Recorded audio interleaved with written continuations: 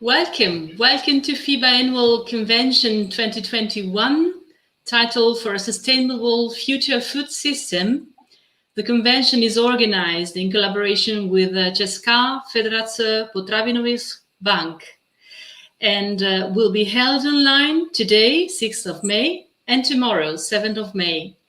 My name is Laura Gavinelli. I am management consultant and trainer, and I warmly thank the president of FEBA, Jacques van der Schrik, and the secretary general, Angela Frigo, for giving me the honor and the opportunity to moderate this important event. Let me give you some very quick information just to open the session. FEBA Annual Convention is recognized as a UN food systems independent dialogue and wants to offer opportunities for all participants to engage directly in proposing pathways towards sustainable food systems, exploring new ways of working together and encouraging collaborative actions. This is an important event also because its outcomes will be written down in a report and submitted to the United Nations as a contributions to the UN Food Systems Summit. By the way, just a very quick information, we are now connected with 300 participants connected from all over the world. All 5 continents are represented today in this annual convention, so it's a very top level event.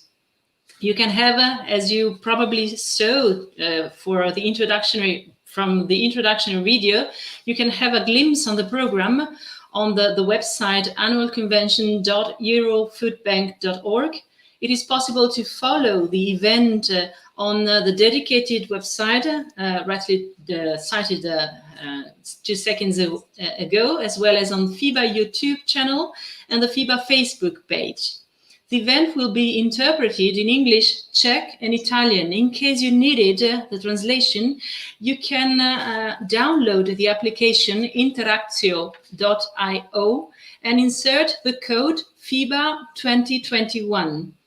If you want to react to the conference, please do that, and you can put specific questions to the panelists and speakers by using the FEBA Facebook page or directly writing on the email annualconvention@eurofoodbank.org.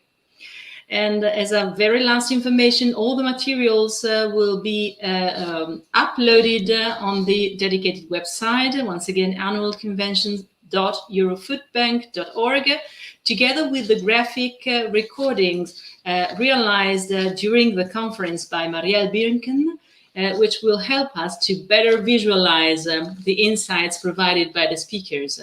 For any technical support, please write to annualconvention.eurofoodbank.org. So welcome again. It's the moment to open the floor to the greetings and the institutional bodies. I open the floor and I welcome very much the president of FEBA, Jacques van der Schrik, for the initial opening of the conference. Please.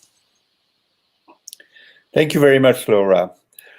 Ladies and gentlemen, my dear friends, I would like to welcome each of you to our FEBA Annual Convention 2021 for a sustainable future food system.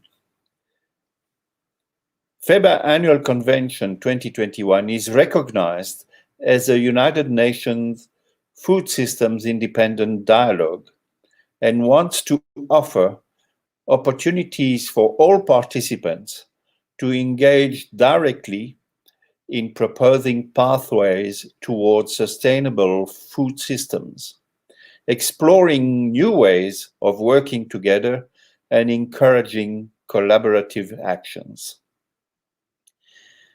We are here, as Laura said, 308 participants from 39 different countries. Only the Antarctic continent is not represented today.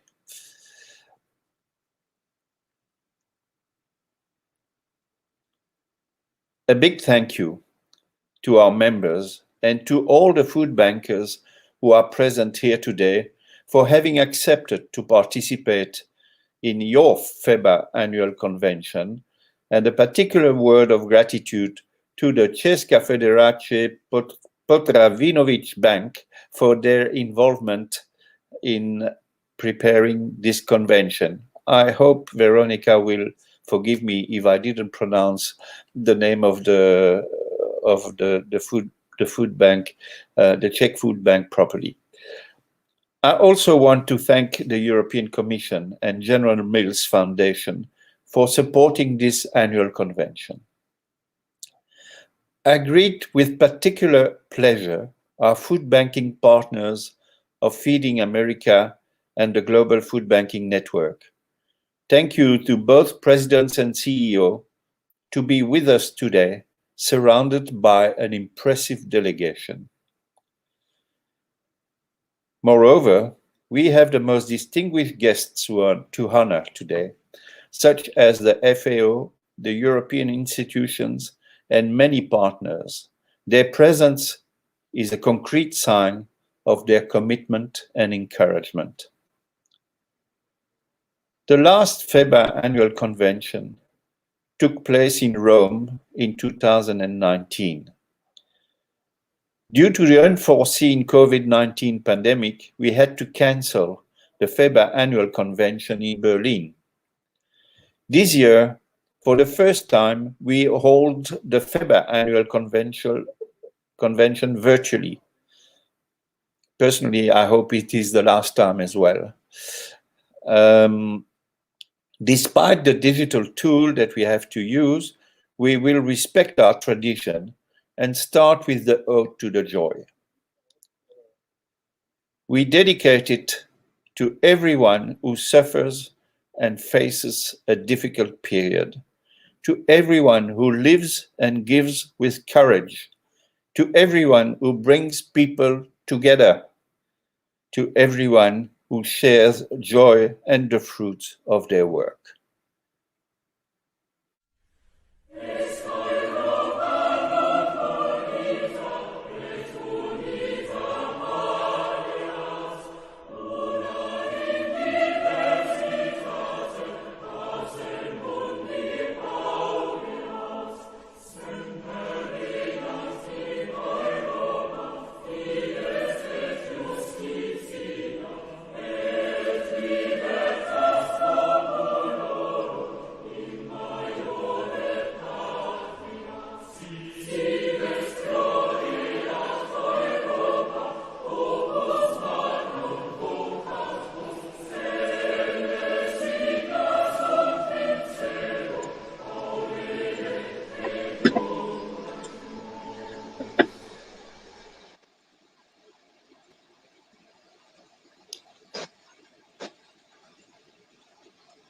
FEBA Annual Convention 2021 has an important theme: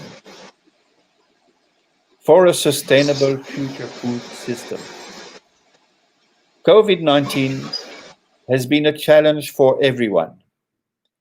During these difficult times, we have reconnected with the significance of small and concrete gestures of attention, because they can express better than any word the importance of people close to us. This is particularly so for those in need.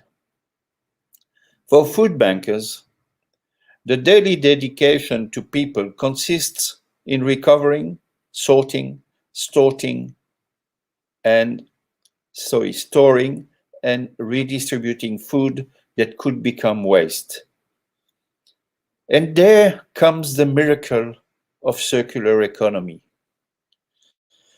That food, rather than be discarded, is not only regaining its full nutritional value, but becomes the testimony of human solidarity.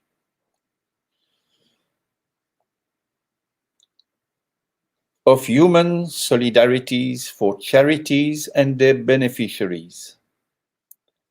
This is how food banks close the gap between humanitarianism and humanism, the concern for each individual with a personalized response to his or her specific need is the bond between beneficiaries, charities, partners, and food banks. I wish you a FEBA Annual Convention 2021 that will enrich everyone thanks to the sharing and the learning from others and our efforts to contribute to a sustainable future food system.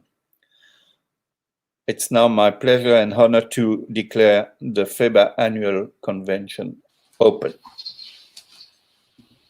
Thank you, Mr. President, for your inspiring opening. And now I open the floor to Veronika Lakova, CEO of Česka Federace Potravinovych Bank. You're welcome. Thank you, Laura. Well, I'm very honored to welcome you at annual convention in the name of team of Czech Federation of Food Banks, or if you want to, Česka Federace Potravinových Bank. I'm very happy that we can meet on this platform. Even I would be happier if I could meet you all at Prague, because it was the plan. Anyway, I'm happy that we can collaborate with FEBA on this event, and I hope there will be a possibility to welcome you at Prague again someday. As Jacques already spoke about, last 12 months were really hard for most of us, for many colleagues and friends, and many of them, also the family members, were ill, people were depressed, teams were very busy, most of them till burnouts, and it was very tough for most of us. But it was challenging too. People shared more, people helped each other, people find some other perspectives and some other preferences. And I feel it like a small and bigger heroes time, because all the people find some strange, and even it was hard for them, they helped each other. And I'm very happy that we can meet on this platform despite all difficulties, and discuss and consult and share our minds, ideas and experiences for our next mission. Because I feel it like that our work is getting much more important in the time of crisis, which I feel it's just begins. And I hope that we can help much more people if we share what we have, what we feel, what we are experienced in.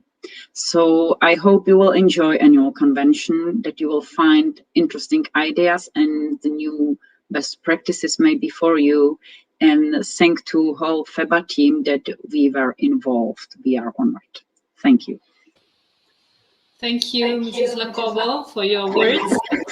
And now we have the pleasure to welcome Claire Bury, Deputy Director General of the DG Health and Food Safety of the European Commission. You're welcome. Thank you very much, Laura. President Van der Schrik, Your Excellency, Deputy Minister, Veronika, ladies and gentlemen, good morning. I'm really delighted to be here with you for the opening of the European Food Banks Federation Annual Convention. I'd like to say a few words first about how we see the role of the food banks, then some words about our farm to fork strategy, which is our sustainable sustainable food strategy within the EU, and then something about the UN Food Systems Summit, which I think we're all looking forward to. But I'd like to start by really underlining the importance of food banks. And thank you all for your crucial role during the COVID-19 crisis, where you've been helping to address food security in what have been really difficult conditions. I think that Veronika has just spoken about that from the heart in terms of how difficult it has been for everyone. But also you spoke about the challenges and how this shows how strong we can be and come through this crisis. But I think from the outset of the crisis, the food banks and their partner charities reacted very quickly to the increased demand for food aid and the challenge of recovering and distributing food surplus to those in need. And despite a shortage of volunteers and protective equipment, remember back at the beginning of the crisis, and other resources, through close cooperation with farmers and with food businesses in the way that only you know how to do, you've helped to save precious food resources from being wasted. I think this was a time when the strong links between our health, our ecosystems, our supply chains, and may I say it, it's a big word to say, but our planetary boundaries have been clearer than ever. And the crisis has revealed how dependent the lives of producers, companies, and citizens are on a resilient and well-functioning food supply chain. We need to urgently transform our food system and make it sustainable, because no food system can be resilient until it is sustainable. So the Farm to Fork strategy, which we've been working on since May 2020, tries to address precisely this need. It takes an integrated food systems approach, something that has been long talked about but now put into practice, looking all the way along the food supply chain, and it tries to set out a strategic vision for where we want to go and how we can get there. It looks at the three different parts of sustainability: the environment, social, and economic dimensions simultaneously. The strategy aims to create a sustainable food system where healthy options are affordable and available to consumers, and where a fair earning is guaranteed to all economic operators of the food chain. So we have affordable food, and we also have farmers who are well paid for the work that they do. As I think the food banks have witnessed on the ground, the pandemic has had important economic and social repercussions. And the Farm to Fork strategy, as part of the European deal, will also try and support the economic recovery. This crisis has shown that food security is of the utmost importance, and as part of its first actions under the Farm to Fork strategy, the Commission has started work on developing a contingency plan for ensuring food supply and food security to be put in place in times of crisis. In addition to risk assessment and management measures during crisis, the plan sets up a food crisis response mechanism coordinated by the Commission and the Member States. And here I would really like to very warmly thank FEBA for its contribution during the consultation meetings on this food security contingency plan. And it has been our honour as DG Sante to put you, FEBA, at the heart of that work. The other overarching action on which the Commission has already started working is the Framework on Sustainable Food Systems. This is our flagship initiative, which we committed to adopt by 2023, which aims to lay down common definitions and general principles for a sustainable food system, and to address all the responsibilities of the actors in the food chain, and progressively raise sustainability standards. Establishing a food system which is sustainable requires active engagement from all actors. Many of the legislative initiatives which we intend to do under the Farm to Fork strategy will take time to be negotiated and to be adopted and to come into force. But of course, you know better than I do that the urgency is here with us today. So we are also working with the food sector to try and increase the availability of affordability and healthy, sustainable food and drink options through something that we call the Code of Conduct. The Commission is working on this now actively during this month and next, and we hope that it will be adopted by June this year. Through the Code of Conduct, we're trying to get voluntary commitments from food companies and organizations to take very specific actions on health and sustainability. And this includes, of course, the very critical area that you're all involved in terms of reducing food waste. We need, of course, not just actions in terms of the food chain, but we need to look at the fork part of things as well. We need a shift in people's diet. We want to try and make the sustainable choice the easiest choice. That's one of our objectives under the Farm to Fork strategy. And the creation of a favourable food environment should make it easier to choose healthy and sustainable diets, which will benefit consumers' health and quality of life and reduce the health-related costs for society. So as you know, reducing food losses and food waste is an integral part of the Farm to Fork strategy. And that's why we will take a very important step forward of proposing legally binding targets to reduce food waste in the EU by 2023 as part of the Sustainable Food Framework that I mentioned. Importantly, Member States are already obliged to measure and report on food waste levels, but this is just the beginning. We have to go beyond that. Well, around, I'm afraid, still 20% of food produced in the EU is lost or wasted. 33 million people we know still cannot afford a quality meal every second day. And wasting food, I think, is quite simply inexcusable from an ethical perspective, as well as considering the unnecessary pressure it places on our ecosystem and on our climate. The Commission's adopted EU guidelines to facilitate food donation and is currently amending EU food hygiene rules to lay down certain requirements to promote and facilitate food donation. By redistributing safe food, we can fight hunger and save valuable resources which might otherwise be wasted. And I think in this endeavour, of course, we aim to be your partner. You're a very active member of the European Platform on Food Losses and Food Waste. You've contributed to the dissemination of our guidelines and the drafting of the recommendations. Measuring the effectiveness of what you do is one of the key principles of your work, and we are very happy to support, by means of an action grant, your efforts to collect and share data on food redistribution. Today and tomorrow, during this annual conference, you have the opportunity to contribute to the global food systems agenda by proposing key actions needed towards sustainable transformation. The transformation's in full swing. It will affect all of us, and we need everyone on board. Your role is crucial. In your daily activities, you collaborate with different stages of the food supply chain, and you help to extend the value of food. So you're really ideally placed in terms of influencing other actors in the food chain. Your actions contribute very specifically to the achievement of the global sustainable development goals. We talk a lot about that, we talk a lot about the goals, but I think you are one of the few organizations and groupings on the planet who can say that you really do directly contribute to those sustainable development goals. I think you have your unique position. You have these 2 days now of a conference to deliver very valuable recommendations to the United Nations Food Systems Summit. We support you in doing this. We support you for the good of global food systems, but also I think for much more than that, even for the good of the planet. So I warmly engage everybody who's present to actively engage in tomorrow's dedicated workshops and the discussions today to help shape this input for the summit. And I wish you very fruitful discussions. Thank you very much. Thank you, Mrs. Bury, for your meaningful intervention. And now I open the floor to Vladislav Smrc, Deputy Minister at the Ministry of Environment of the Czech Republic, and I do apologize for my awful pronunciation. You're welcome. Thank you very much. You pronounce it quite perfectly. And Mr. President, dear colleagues, ladies and gentlemen, you have expected my minister to address you today. Unfortunately, due to the unexpected circumstances, he needs to be present in an ongoing session of the House of Deputies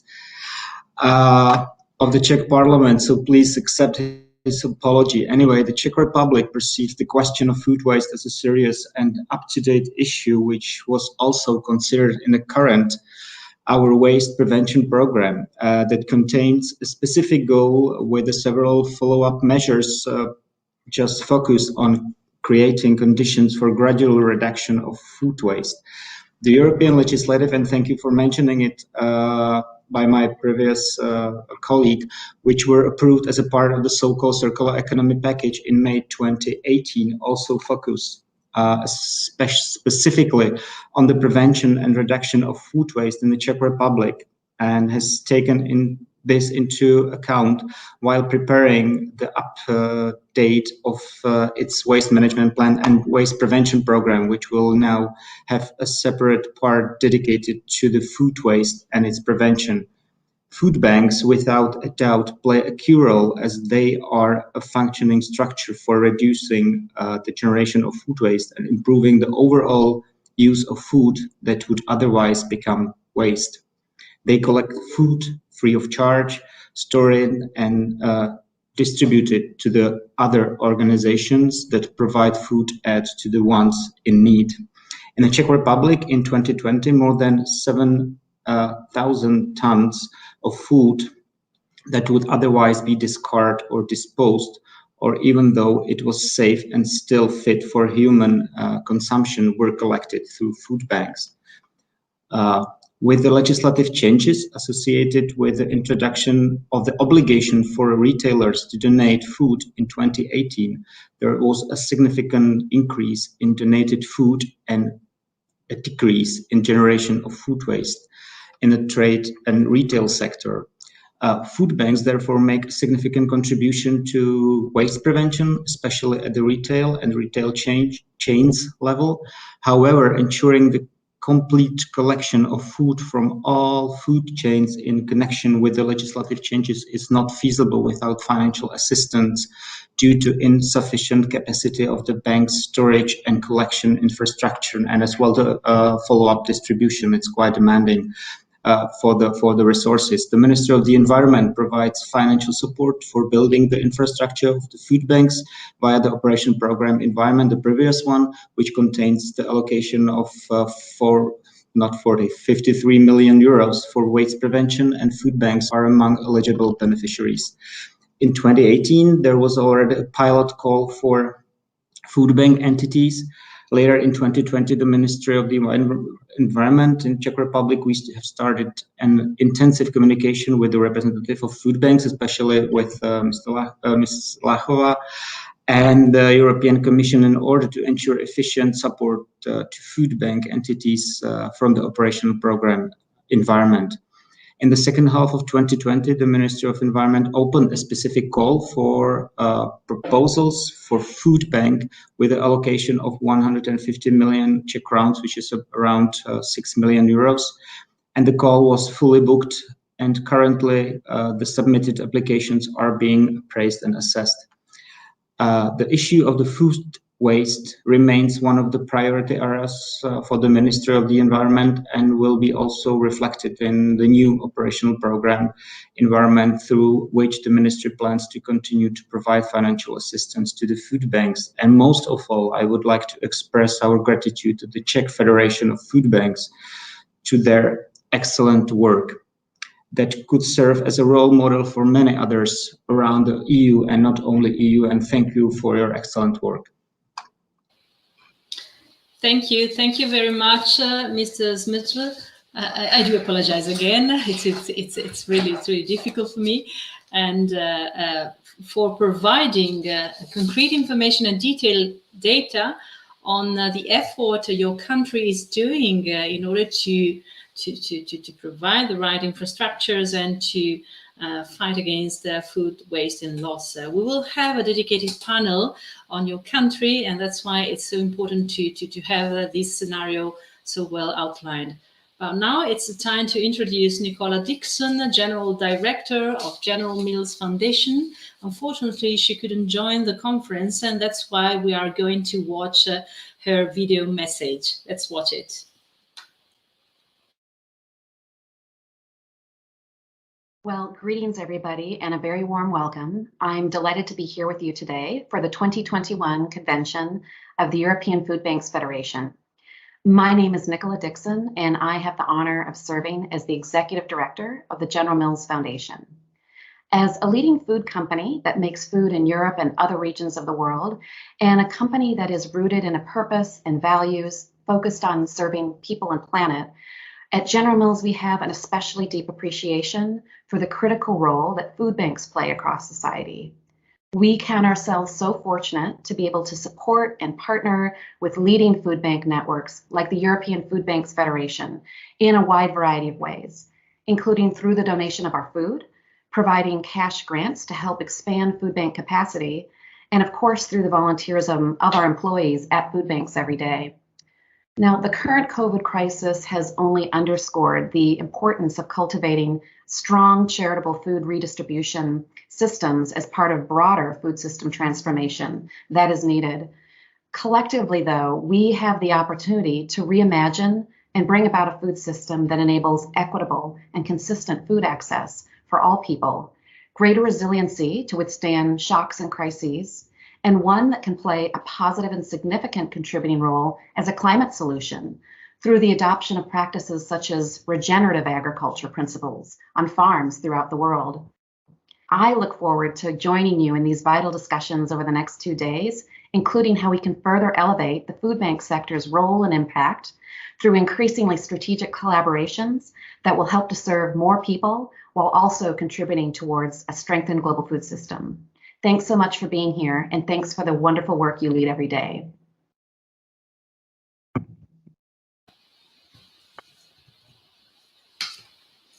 Perfect.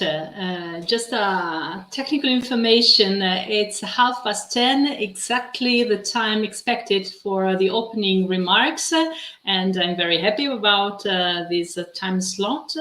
From all the representatives we just heard, we got that we live in times of deep transformations and challenges in which food banks and FEBA can play and actually play a key role. Now we are going to open 3 panels which will help us to understand and to outline the scenario in which we are operating and on which we are going to reason in order to provide guidelines and recommendations to the UN. The first 2 panels will help us to adopt an institutional and academic perspective, while the 3rd panel of today will provide us concrete actions on a specific country, mainly the Czech Republic. But let's start with the first institutional panel, and I warmly welcome Anne-Laure Gassin, team leader of the DG Health and Food Safety European Commission. You're welcome. Good morning, and thank you very much, Laura, for the introduction. Thank you to FEBA for the opportunity to contribute to your discussions today on the transition to sustainable food systems, and certainly good morning, warm welcome to all participants. In my presentation today, I would like to indeed go back maybe into a bit more detail on the Farm to Fork strategy, and in particular, its action plan related to the reduction of food loss and waste, to which, of course, the food banks are actively contributing. And President van den Schrik, you mentioned this morning this very nice phrase of, you spoke about the miracle of circular economy, but that miracle doesn't happen without people and action on the ground. And certainly we recognize fully the very active commitment and work of food banks and your partners to make these miracles happen. Food banks certainly a key partner in this transition to sustainable food systems. Next slide, please. So when we look now to the challenges to the EU food system, of course, our food system every day provides us with safe and healthy foods, and this is critical to the lives of citizens and people worldwide. Nevertheless, our food systems face challenges. They account today for nearly 1/3 of global greenhouse gas emissions, consume large amounts of natural resource, result in biodiversity loss, can have negative health impacts, and generate food losses and waste, and do not always allow fair economic returns and livelihoods for all actors, in particular primary producers, and hence the need to take an integrated approach to address all aspects of sustainability and food system sustainability in designing a new strategy to take us forward on this path. Next slide, please. Last year, the Commission carried out a Eurobarometer to sound the views of European citizens about sustainable food, sustainable diets, and we asked citizens what aspects of a sustainable diet are important for them. And what we see through the Eurobarometer's findings is that people are growingly recognizing the link between food systems and the 3 dimensions of sustainability, and particularly in particular the younger generations have a global view of this sustainability aspects. Consumers generally and citizens primarily associate sustainable foods and diets with health, but they also consider that sustainable diets can support the local economy and minimize waste. Next slide, please. So the objectives, the aims of the Farm to Fork strategy are to establish a sustainable food system that has a neutral or positive environmental impact, ensures food security and public health, and preserves the affordability of food. And in this transition or transformation, to be clear, food security and food safety remain the foundation of such a system. Next slide, please. The Farm to Fork strategy sets out some very ambitious targets in the area of food production, calling for a reduction in the use and risk of chemical pesticides, reducing nutrient losses and use of fertilizers, reducing sales of antimicrobials, and achieving at least 25% of the EU's agricultural land under organic farming and a significant increase in organic aquaculture. It should be noted that these are are aspirational. These are EU-wide targets. They are not necessarily legally binding, but they give direction. And some may become legally binding, such as the pesticides targets in the context of the revision of the Sustainable Use of Pesticides Directive. But of course, in line with better regulation principles, any legislative proposals put forward are subject to impact assessment, public consultation, and people certainly will have a say in these developments. Not all of the elements of the Farm to Fork strategy are subject to targets. There are other important objectives and also future targets which will be set, in particular as regards the reduction of food loss and waste. Next slide, please. So such a transition, of course, requires the involvement, the engagement of all actors, not least that of citizens and consumers who in the choices that they make, that we all make as consumers, also drive the direction that our food systems are taking and will take. Then in the next ring of this onion, you have all of the actors in the food value chain, actively involved. In the next ring, we have then research, the academic community, finance, advisors, NGOs such as food banks and other actors. And of course, in the outer ring, the policymakers who are working at global level. We'll hear soon from the FAO in that regard. At EU level, national and local levels are facilitating and enabling this transition.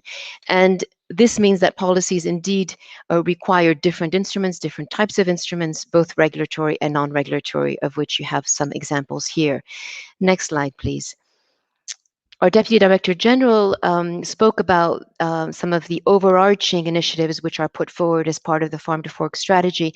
I would maybe just like to focus briefly on the establishment of a legislative framework for sustainable food systems. Just as today in the EU we have the General Food Law, which provides an overarching framework on food safety, the transition to sustainable food systems does require, we consider, a framework which embodies, which encompasses the general principles and requirements of sustainable food systems.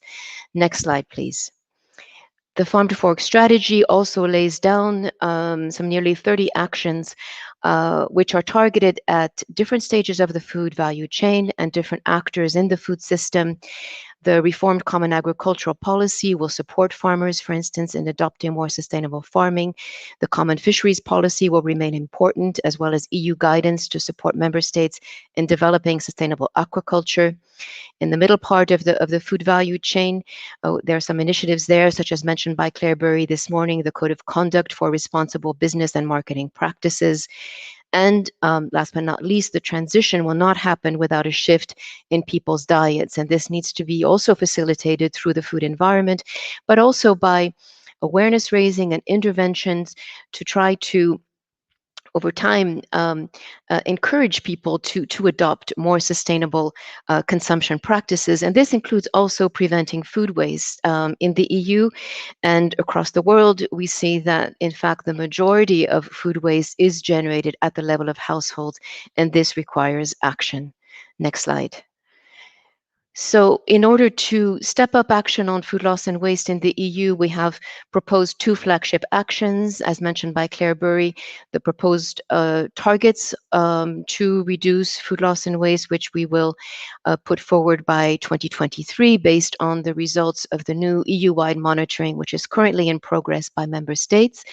We will also be proposing a revision of EU rules on date marking, the use by and best before dates, which today are thought to account for approximately 10% of food waste in the supply chain due to, at times, the misunderstanding of what these concepts mean, in particular the best before date. So we're going to explore options through consumer behavior research also to better differentiate these concepts, to see whether we can try to avoid unnecessary food waste, which can be linked to the misunderstanding of these dates. We will also investigate food losses at the production stage, not least through European research and innovation programs. Horizon Europe should contribute in this direction. And we will continue to seek to scale up and mobilize action across the EU, notably through the work of the EU platform on food losses and food waste. And this means both preventing the generation of surplus food, which can lead to food waste, but also where surplus arises, facilitating its redistribution to people in need. And I turn then now in the next slide to your role as food banks and your contribution. We hope that the Farm to Fork strategy, in fact, lays a fertile ground for your work as it highlights the critical social dimension of our food systems, the need to ensure food security, the importance of cooperation between all actors. Clearly, food security, unfortunately, is on the rise, also linked to the economic crisis, linked to the COVID pandemic. And whilst, of course, the root causes of poverty need to be addressed, at the same time, it's not excusable that food which is safe and suited for human consumption is thrown away. And this is where your work, together with actors in the food supply chain, is critical in order to recover more food which is safe and fit for human consumption. Next slide, please. We've undertaken action in cooperation with the EU platform and in particular the food banks to facilitate food donation since 2016. We adopted EU guidelines on food donation through an EU pilot project. We contributed to their dissemination and FEBA was actively involved in this work. Member states through the platform also developed a document which outlines practices of member states in food redistribution, which we understand has been helpful to help each other learn from how they implement relevant legislation to facilitate safe food donation. And there have been developments also as regards food hygiene. Following advice from the European Food Safety Authority, the Commission adopted guidance on food safety management systems for food retail, including food donation, and is currently amending EU food hygiene rules. A new chapter on food redistribution was introduced in food hygiene rules, adopted and published in March of this year, and allowing the freezing of meat at retail for the purpose of food donation will also be allowed following subject to adoption of a delegated regulation amending EU hygiene rules, which is expected to be published in June. Next slide, please. So we will pursue our efforts to scale up action and mobilize key players, indeed aiming to support you as food banks in your work. We have, the platform has adopted recommendations for action in food waste prevention. There is a dedicated food donation section, which in fact FEBA was the rapporteur for this work.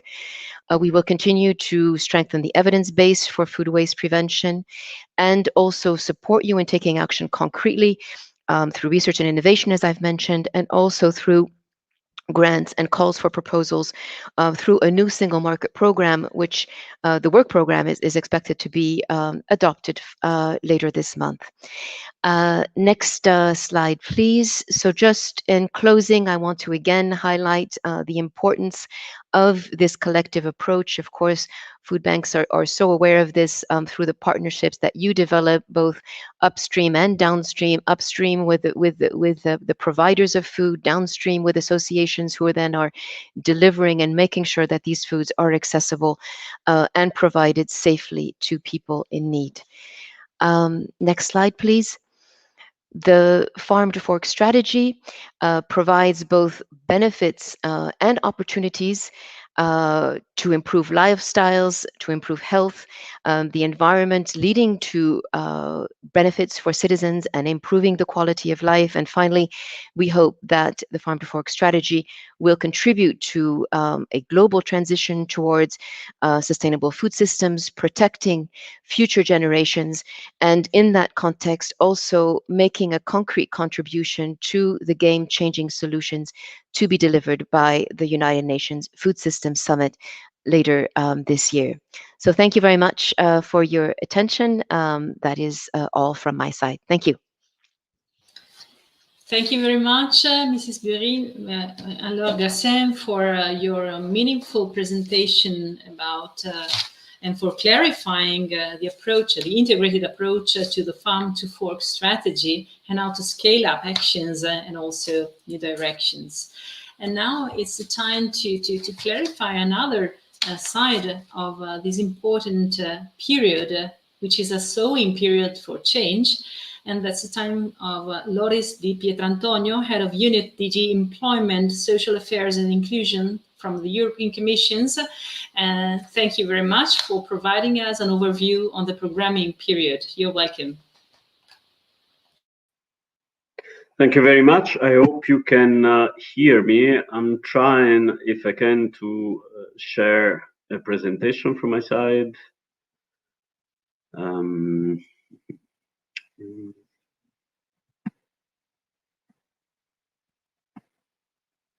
I think I can. If you just can confirm that you can see it. Yes, we can perfectly. Okay. Thank you. Okay, very good. Because then obviously I cannot see you because I see only my presentation. But thank you very much for the invitation and thanks for this great seminar that FEBA is organizing annually, because it brings together several expertise and from several point of views. The point of view that I will present is slightly different from the sustainability angle, the strictly sustainability angle. Obviously, it's more on the social sustainability. And FEBA obviously is a key actor of this social sustainability around food. And obviously, it's a key actor because FEBA contributes enormously through its actions to the success of one of our landmarks fund, which is the Fund for European Aid to the Most Deprived, which obviously contribute to the activity of the food banks and which sees the food banks especially as partners organizations to reach the difficult target group of the extreme poor. But let me spare a few words about what the extreme poor have become, especially with the COVID-19. And in fact, here, I must say the trend is not anymore of the usual target of people at risk of poverty and social exclusion. And you see these statistics that go up and down. But this picture tells by itself the dramatic outcome of the COVID-19 with a real GDP loss, which is extreme. If you compare even with the previous curves around 2008 to 2009, this is a major shock. And obviously, I know that the food organizations and especially the food banks see an increasing number of people queuing, which are not anymore the usual target group of the statistically relevant at risk of poverty and social exclusion, but it's really a standard population. And this is obviously worrisome, and this is where, in fact, food donations, where, in fact, food delivery come about as an important actions for which we are proud of and which we need to continue to support in the upcoming programming period for the years 21-27. Now, a bit of policy context. We had quite a significant response to that, both at the European level and at the national level. From a policy point of view, for me, what is important to highlight is the new tangible commitment of the Pillar of Social Rights. An action plan has been launched on the 3rd of March of this year, and we have established a target of reduction of 50 million of people at risk of poverty and social exclusion by 2030. Now, the statistics of 2019, and these statistics obviously are old, put the number at 91 million. But obviously, as you saw from the previous picture, the reality may be even harsher than the actual statistics. So this also links to the UN Sustainable Development Goals. It's also a way to actually make it activating, making these goals, in fact, activated at EU level. And I think the key effort that Europe has shown, also unprecedented effort from a budgetary point of view, is the effort of presenting de facto a budget which is the double of the usual budget. So we have This is a bit more for the technical eye. A multi-annual financial framework, so-called MFF. This is the usual 7-year budget of the European Union of 1.2 trillion euro, so 1,200 billion euro. But aside to that, there is a next generation EU that has been also adopted by the member states, which significantly increased the budget of the Union by 807 billion. So de facto, we have a 2 trillion investment. And there, obviously, you see in blue what is closest a bit to my policy domain, which is the cohesion policy domain, with 426 billion in cohesion policy funds. The European Social Fund Plus, of which I'm responsible, will have around 100 billion euro. Significantly, and also because we are in an emergency situation, still part of the next generation EU, which is this new part of funding for which the Commission will go on financial markets to draw on bonds issuance. Part of it, 50 billion, we reinforce the current programs. Why I'm saying that is that part of this 50 billion can be allocated by member states in ongoing programs concerning the Fund for European Aid to the most deprived. And to that purpose, in fact, we have modified also the FEAD regulation. This was with an entry into force on 16th of February of this year, in order to provide all the necessary flexibility to use the regulation as swiftly as possible at the member states level, and in order, in fact, to reach swiftly the partners organizations and obviously the end beneficiaries. So there is the possibility of a co-financing up to 100%. This obviously it's an emergency measure, it's a flexibility measure. The FEAD pre-financing for the new injection that will come from this REACT-EU, so from this 50 billion, will be of 11%.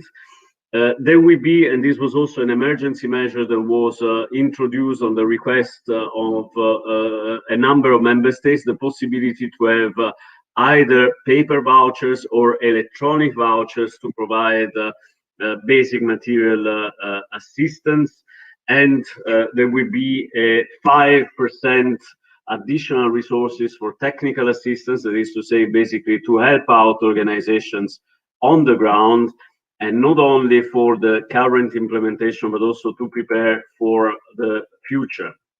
Now, the future, where is the future, is 21-27, so the next multi-annual financial framework. There, in fact, we have a new proposal, is the European Social Fund Plus. This new regulation brings a number of funds together, some of them in shared management and some others in direct management. The European Social Fund, as it is part obviously of the ESF Plus. The FEAD is also merged with the ESF Plus, but it keeps its individuality and it keeps its modus operandi, which is much easier than the typical share management funds. There is attention, obviously, to the youth employment initiative we will see through the thematic concentrations. And we have a small part of the budget, which will be devoted around 700 million euro, which will be devoted to direct actions on social innovation. If I move quickly, I will not go through this extensive list of specific objectives, but the ESF Plus will address employment issues, education and training challenges, and social inclusion. I think this column is the most important for the audience today. And if we go to what reflects, in fact, the current Food for European Aid to the most deprived, are the specific objectives, so-called L and M. So bottom right of the third column is there basically, especially in specific objective M, where we see provision of food, basic material assistance, but also the mandatory accompanying measures to provide not only food and basic material assistance to the most deprived, but also, in fact, accompanying measures that in a way promote their insertion in society and give them a pathway for social inclusion and social integration. The ESF Plus budget comes with certain conditionalities, but I think there I'm proud to say that the work with the Parliament and the Member States was very constructive. So we have a secured envelope within the ESF Plus of 25% of its resources going for social inclusion. So each Member State has to plan 25% of ESF Plus allocations on social inclusion, and the Parliament especially, but the co-legislators agreed to that, insisted on having the support to the most deprived, which is basically food provision and basic material assistance, on top of this social inclusion. So additional to that, that is to say an additional 3% that goes in fact for food provision and basic material assistance. I think it's important to note there that the co-financing rate for the so-called ex-FEAD operations, so for the food provision and basic material assistance, is much higher than the standard co-financing rate through the Share Management Fund, and this is brought, thanks to the decision of the co-legislators, to 90%. And this obviously it's really to facilitate the actions on the ground. Important to say the attention to children. Always with the pillar of social rights, the Commission has also adopted a child guarantee, which foresees a number of measures that Member States have to ensure to provide children in poverty support in the areas of education, but also in the areas of healthy nutrition. And there, needless to say, that the ESF Plus comes to the fore and obliges Member States whose operate, so at risk of poverty rate is above the EU average, to actually invest at least 5% of the ESF Plus resources, whilst all Member States have a duty to invest appropriate resources according to their challenges. And the similar thematic concentration criterion goes also for youth employment. Where do we stand? There's a lot of work going on in the Member States in terms of programming. Obviously, we will have to process, we have processed around 171 amendments for emergencies on both the European Social Fund current period and the FEAD.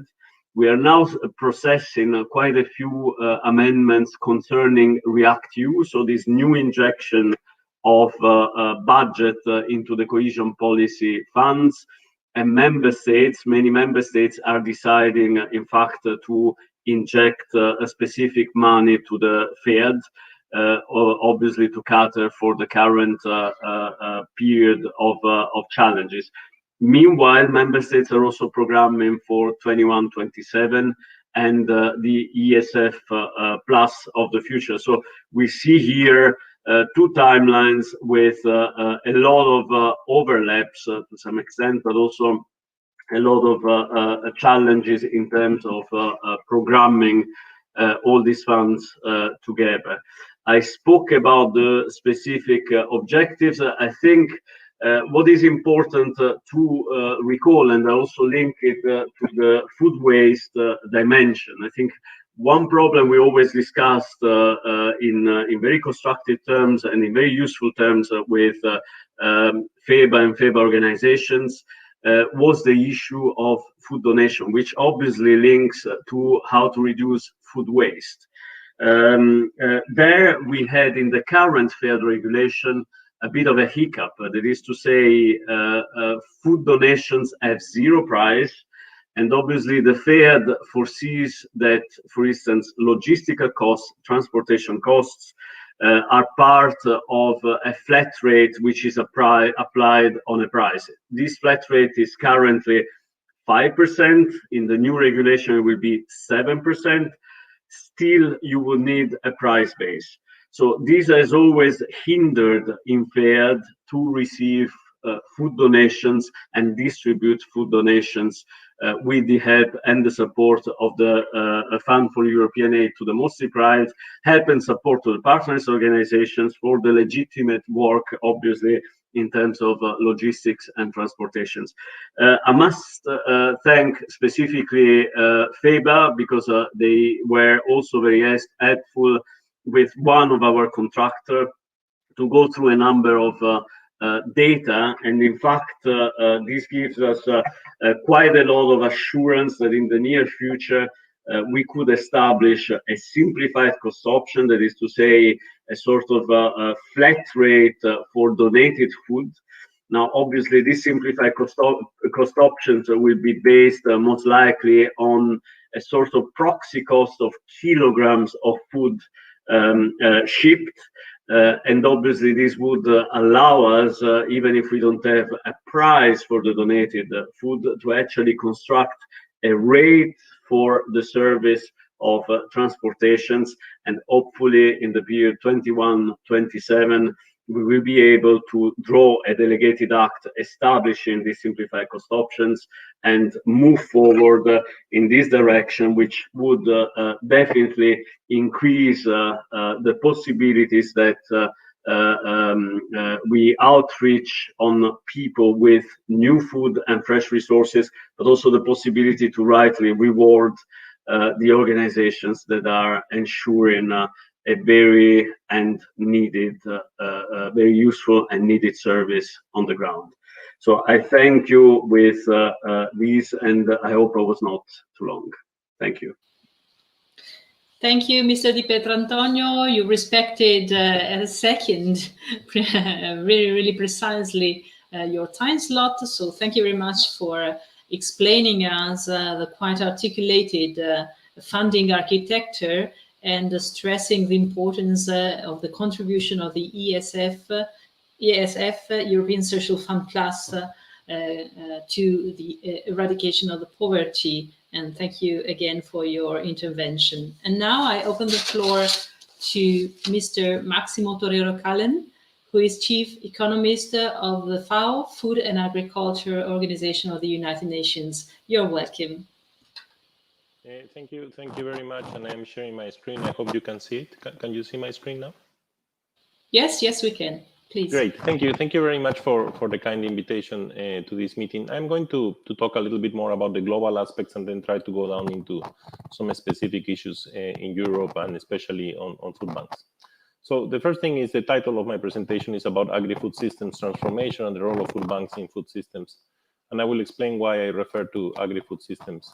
But let me start first with what are the global facts and the situation we have today. In terms of SDG 2, the number of undernourished people, chronic undernourished people, and the burden of malnutrition continue to increase. And this has been exacerbated even more because of COVID-19. A target of ending poverty by 2030 is unlikely to be met. There has been an increase of around 110 million more extreme poor people, so changing completely the trend of reduction of extreme poverty that we had in the past. And in terms of SDG 12, we know now that 14% of the food produced globally is lost from post-harvest up to the retail level, so including wholesale. And also we know that 17%, according to the latest estimation of UNEP, is wasted. So the situation is not as we would have liked. It's a bad situation. But if we go concretely to numbers, basically what you can see in this table is where we are and where we should be. In terms of where we are, we have right now in 2019, 690 million people undernourished, and our projections is an increase up to 132 million more because of COVID-19. It's the biggest increase in the last 20 years or more. Stunting among children is unacceptably high. Micronutrient deficiencies harm over 2 billion people. Healthy diets are not affordable for 3 billion people. Obesity at more than 800 million people. And safe food affects 1 in 10 people. High food loss and waste, 14% on loss and 17% on waste, as I mentioned. Environmental destruction to land, water, sea, and atmosphere. And poverty is more than 80% extreme poor live in rural areas and work in agriculture. And inequalities are increasing, and COVID-19 is exacerbating that. And where we should be, which is the second column, is telling what are the targets, and basically what are the targets that we would like to achieve in 2030, at least what FAO is trying to achieve. So first, we need to reduce undernourishment everywhere to a maximum of 5%, which is what we can detect as the minimum difference. Healthy diets have to be affordable for all. Overweight reduced everywhere to levels of 15%, similar to what was in 1980s. Obesity reduced to no more than 5% in any country. And stunting need to decrease significantly, and we should recover the lost decade of rural poverty that has been the result of COVID-19. And inequalities, of course, has to be reduced across the board. But for the planet, we need achieving land degradation neutrality, increasing the efficiency in the use of water for agriculture, and reaching the Paris Agreement target of reducing greenhouse gas emissions limit to global climate warming between 1.5 and 2 degrees Celsius. So the situation is extremely complex. Now, in this context, and why we refer to agri-food systems, we refer not only to the food part, because agriculture has non-food products like fibers, inputs for biofuels, starch to produce polymers, etc. But also, of course, it has the food products, which include cereals, high-value commodity, fish, fruits, and vegetables. But we also have within, outside the agricultural area, which is the green area, we have non-agricultural food products, which are based on technology, like, for example, genetically engineering foods, synthetic foods, which are starting to grow substantially and which will affect the market structure of the agricultural sector. So the food systems is a sub-part of this, which is this shaded, yellow shaded area, and agriculture is the green part. Now, why we need to work on both? Because the non-food products will create also income, and income creates access to food. And that's extremely important. So it's not only an issue of production, it's also an issue of increasing income for farmers and for people to be able to have access to this food. And we also need to look at what innovations are happening, because that will also affect the food systems. And that's what we need to take into consideration. Now, given that context, we are looking at how we can create a transformation of this agri-food system for the 2030 agenda. And the Food System Summit is trying to look at 5 areas, what they call the 5 tracks. The first one is to ensure access to safe and nutritious food for all. The second one is shifting to sustainable consumption patterns. The third one is boosting nature-positive production at sufficient scales.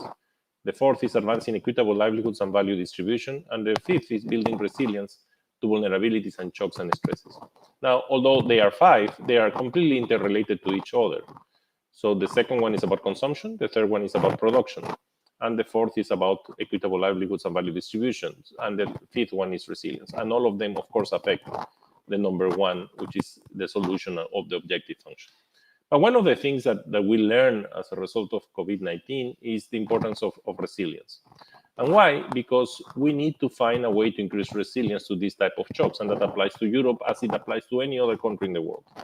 And to increase resilience, we need to be able to have 2 elements. First, to be capable to minimize risks, that is vulnerabilities. And second, to cope with risks when they occur. And the food bank plays a significant role here too, because there is a mechanism and a buffer in which you can help any of those 2 elements. First, in terms of capable to minimize risk, we need to be able to have early warning systems in place. We also need to work on the One Health approach, because we want to minimize problems like the one we are facing today by preventing the emergence of new zoonotic reservoirs from the current COVID-19 pandemic.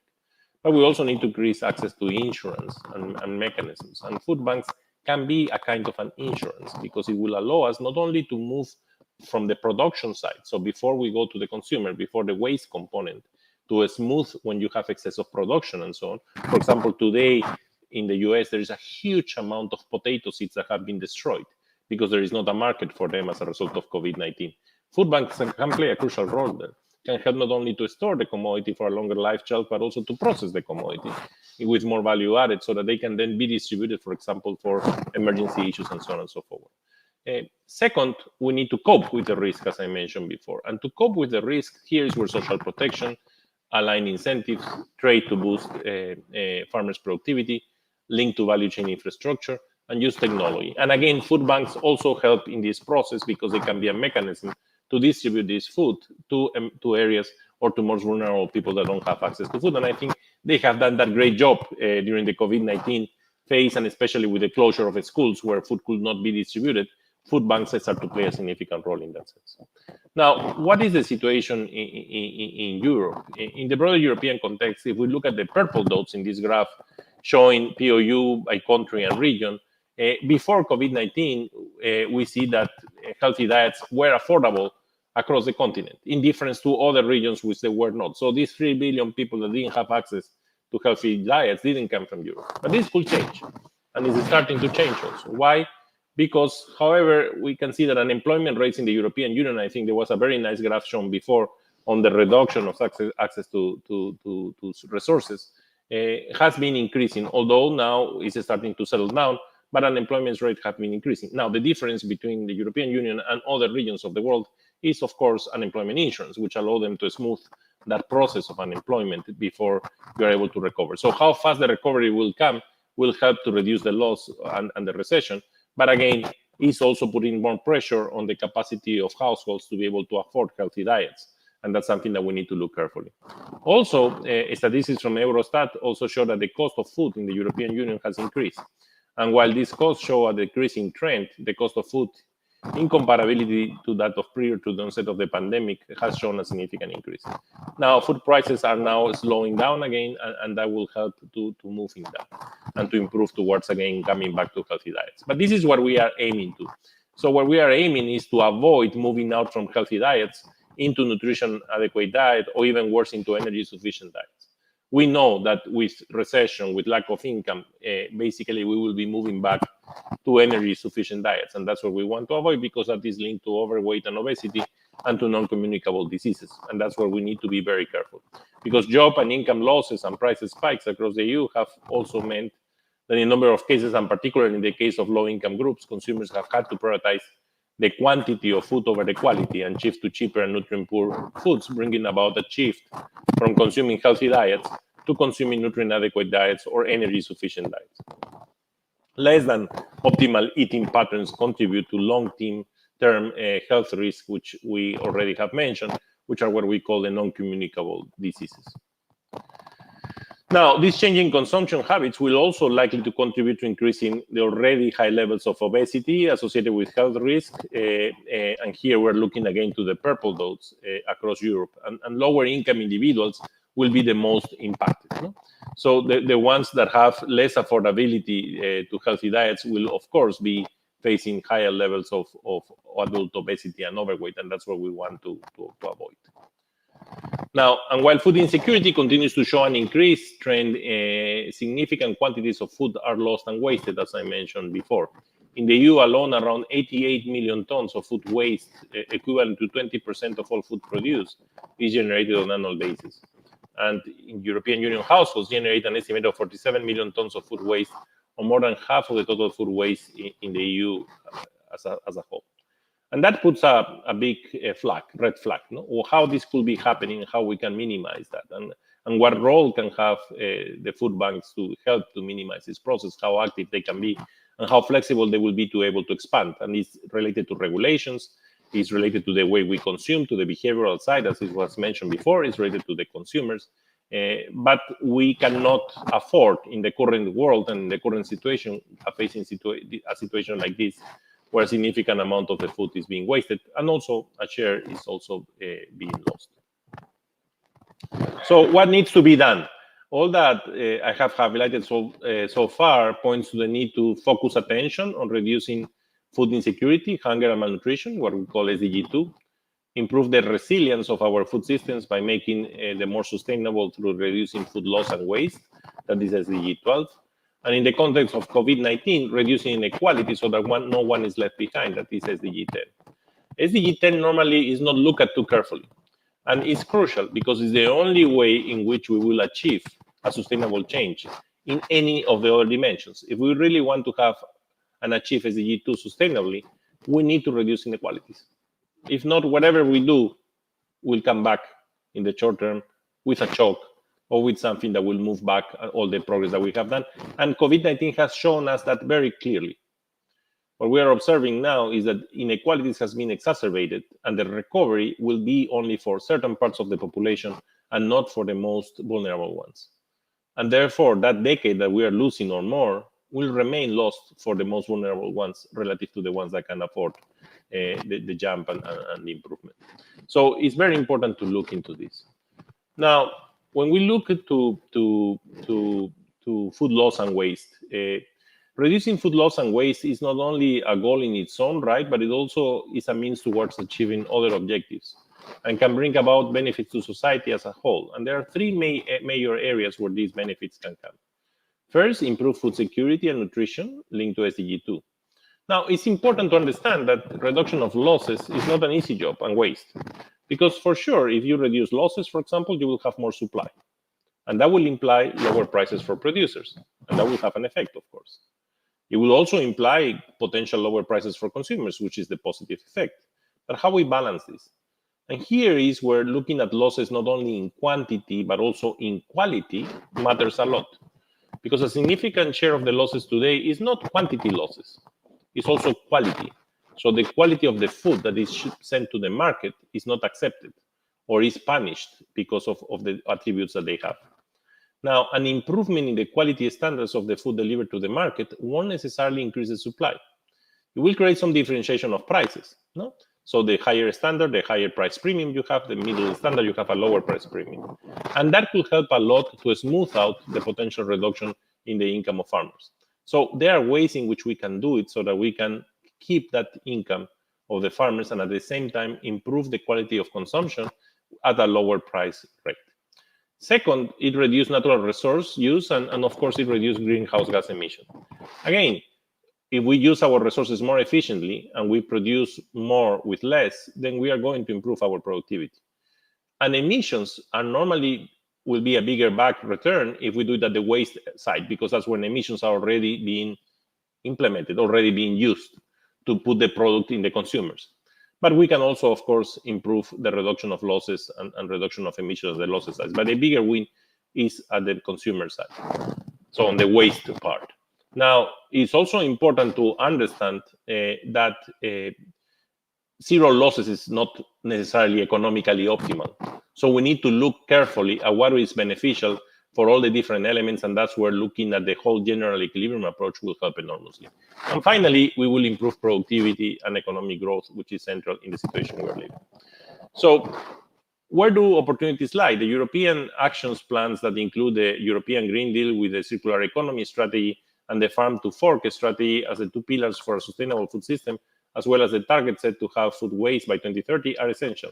And they offer the opportunity to transform the region's agri-food systems and are essential in producing healthy foods, sustainable, and cutting food loss and waste. So as it has been mentioned, it's something that we need to look at. But we also need to recognize the importance of the food banks and what they have played during the pandemic and how important they have been in achieving this SDG 2. And that's something that we need to keep growing and learning from those experiences. Why? Because it is central to have the importance of right to food.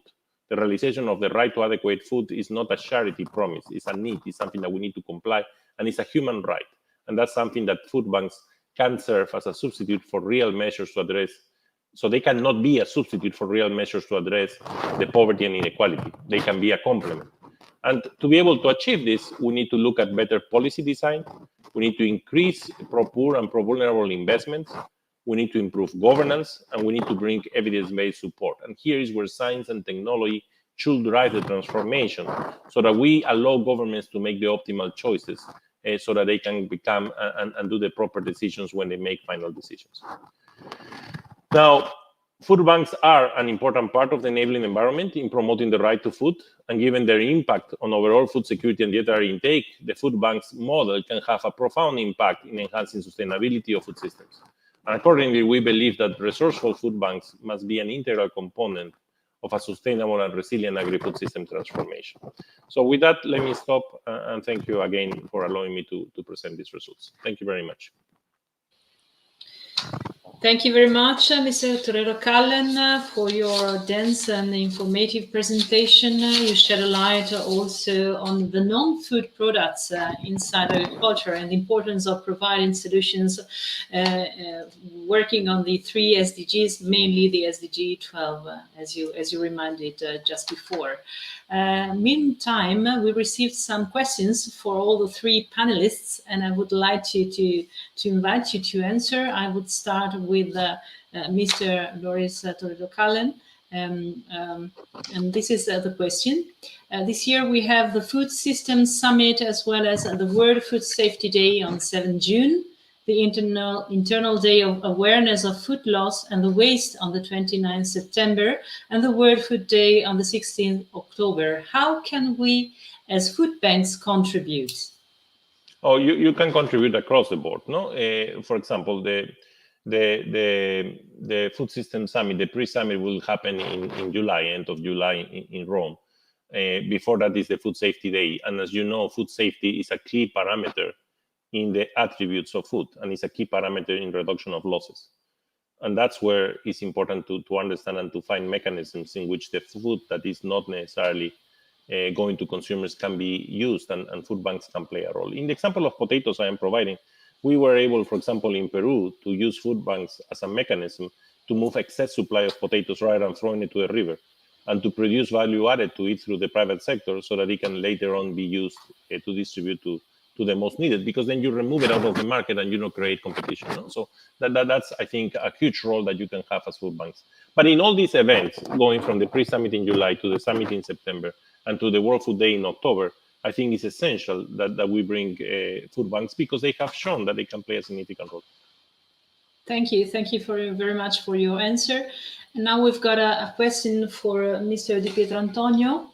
Member states are working on the programming of the new ESF Plus. Sometimes there are some challenges at national level, and partner organizations such as the food banks are not involved in the programming phase. How can food banks be better involved in the planning of the new programs 2021-2027? Can the European Commission do something? Thank you. Thank you very much for a question that resonates. Now, programming activities are ongoing. Many member states are deciding, in fact, to keep the food provision and basic material assistance as a separate program within the ESF Plus. That is to say, with no much change compared to the past. Now, I feel at some point also astonished if you're not involved because of that, obviously, because things remain relatively equal to the past. But obviously, if you're not, and you should, because obviously one of the cornerstone of the share management fund and funds, like for instance the European Social Fund Plus, is partnership, and it's not just a cornerstone in principle. It's rooted in the rules. If the right partnership is not respected for the remit of the fund and the remit of the programs, and in these cases, many programs will be really devoted to food provision and basic material assistance, then I think we have a problem. Houston, we have a problem. Call Houston, that is to say, let us know as Commission on the very specific cases, and through the good work of our geographical desks, we will manage to put you back on board if this is not the case. So let us know the specific cases where this is happening. Thank you. We will do that for sure, and thank you very much for your answer. And now a question for Anne-Laure Gessin. You mentioned the changes to European legislation about the best before date and the freezing of meat. What will happen at national level? Should the food banks bring this information to the attention of national authorities? Thank you. Okay, excuse me. Thank you very much. Yes, for the questions. As regards date marking, this will be a proposal to amend EU rules on food information to consumers, and this would be proposed by the European Commission by 2022. I would say that member states will be closely involved with this work, which involves also consumer behavioral research in order to identify options, which we will test also amongst consumers for their effectiveness, options for perhaps changes to terminology, presentation, etc. So member states will be closely associated with the work in advance to the publication of the proposal. And of course, as any legislative proposal, there is publication of several regulatory steps. There was already an inception impact assessment that was published last year to raise attention of all stakeholders and member states to this, and there will be a further impact assessment when the proposal is ready. So close association and information certainly will be provided. As regards the changes to EU food hygiene rules, so national authorities, in fact, should be well aware because in fact there is these are developed in close cooperation with competent authorities in the member states. This is an amendment to Regulation 853/2004 related to hygiene rules for food of animal origin, which should be adopted and published following scrutiny. It's a delegated regulation of Council and Parliament. So again, the national authorities should be aware of these developments, but also through our work in the EU platform on food losses and food waste, where all the member states are present, we will continue to inform about these developments, which we hope will be helpful. Indeed, when we were developing the guidelines on food donation, this is a point where some member states raised, and stakeholders as well, as being a possible obstacle to saving meat at retail in view of its redistribution by food banks. Thank you. Thanks to you for your answer. And now another question to Mr. Di Pietrantonio. The right to food in adequate quantity and the quality is a fundamental human right, as we heard before. Should this not be added to the European social pillar of rights? Thank you.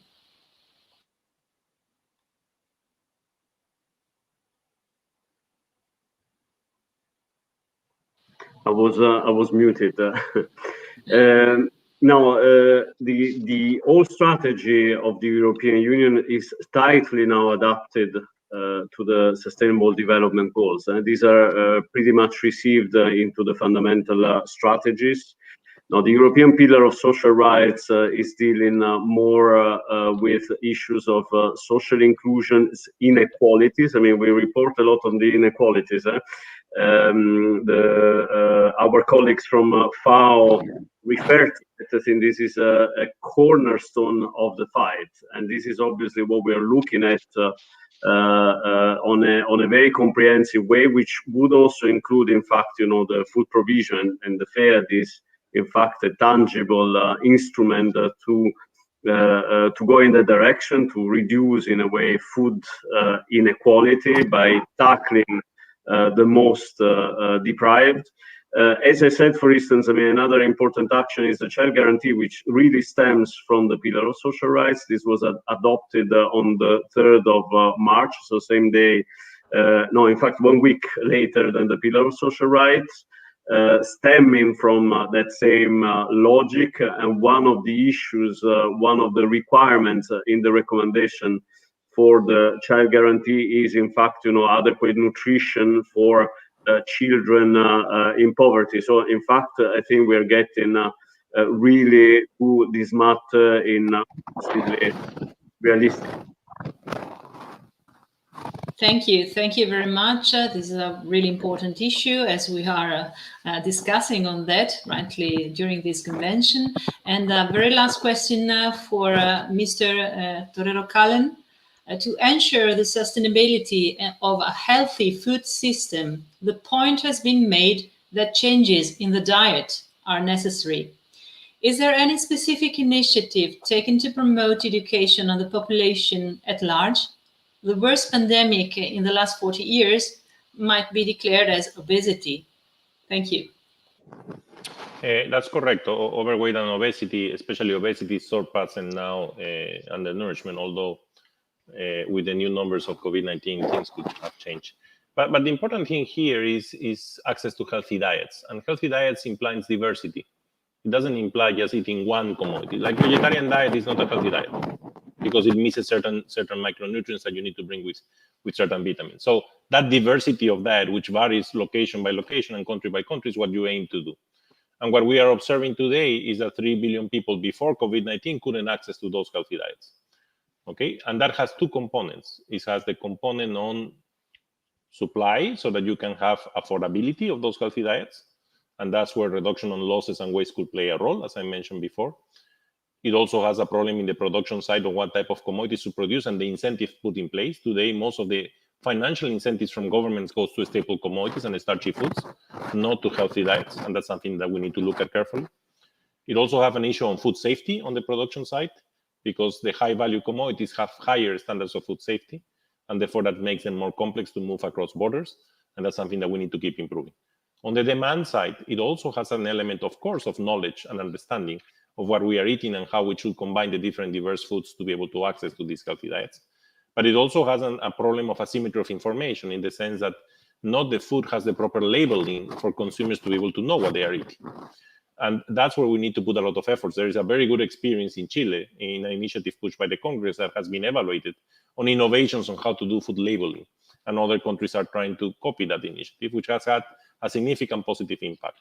But that part of knowledge and education is really important. But it's not only an issue of the consumer, it's an issue of the supplier and putting the correct labels and policies and regulation and government to play a role. And this is a tough issue. And if you look at the history of how it evolved in Chile and the big fights with big corporate companies and so on and so forth, tells you how complex it is. But that's something that we need to look. But for sure, we need to work with children, we need to work with kids across the ages, because sometimes you have situations in rural areas where you bring ideas of healthy diets consumed that they can consume with their income, but people will reject them because it's out of their customs and they don't really know the benefits of that. And that's where we need to build across generations more knowledge and education through the schools, and trying to use school feeding programs, and also trying to use the programs of social safety nets to be able to have access to better nutritious food.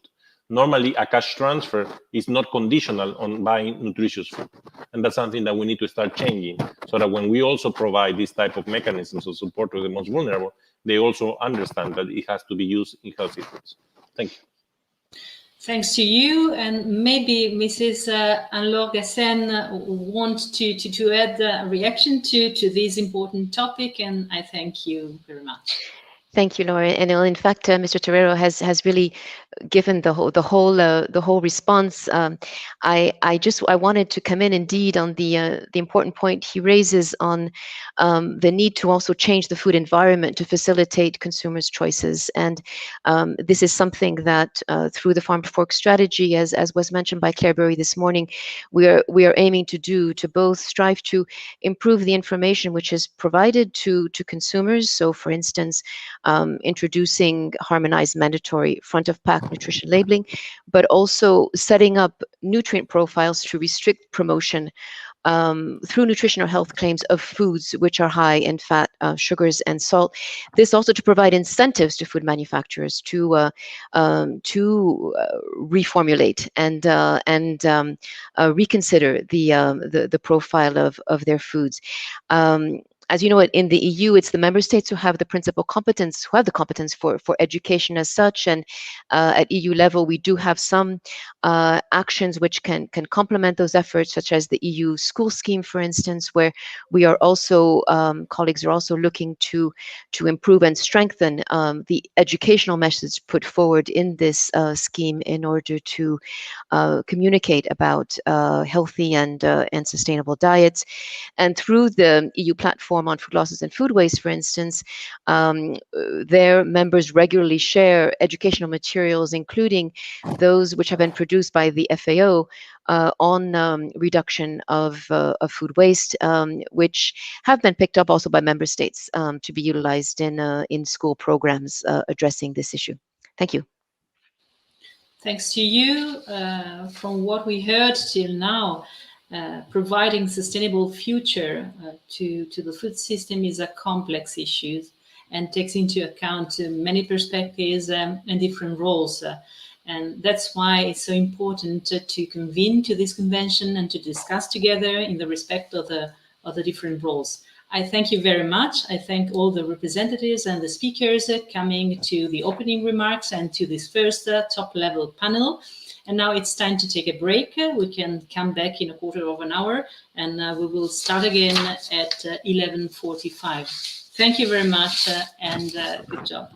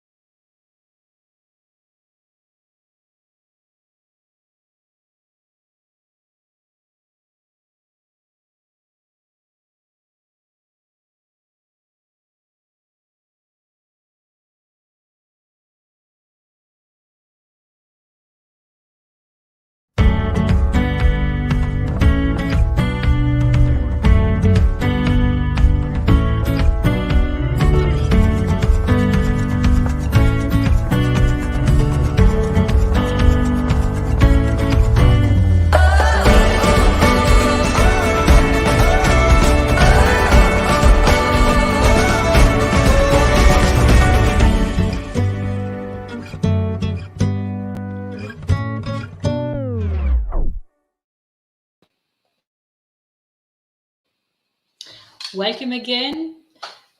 Good morning, everybody. Welcome to the FEBA Annual Convention 2021. And now it's the time to open the second panel. And we open this panel, which provides us the economic and research perspective and how to boost a sustainable food system.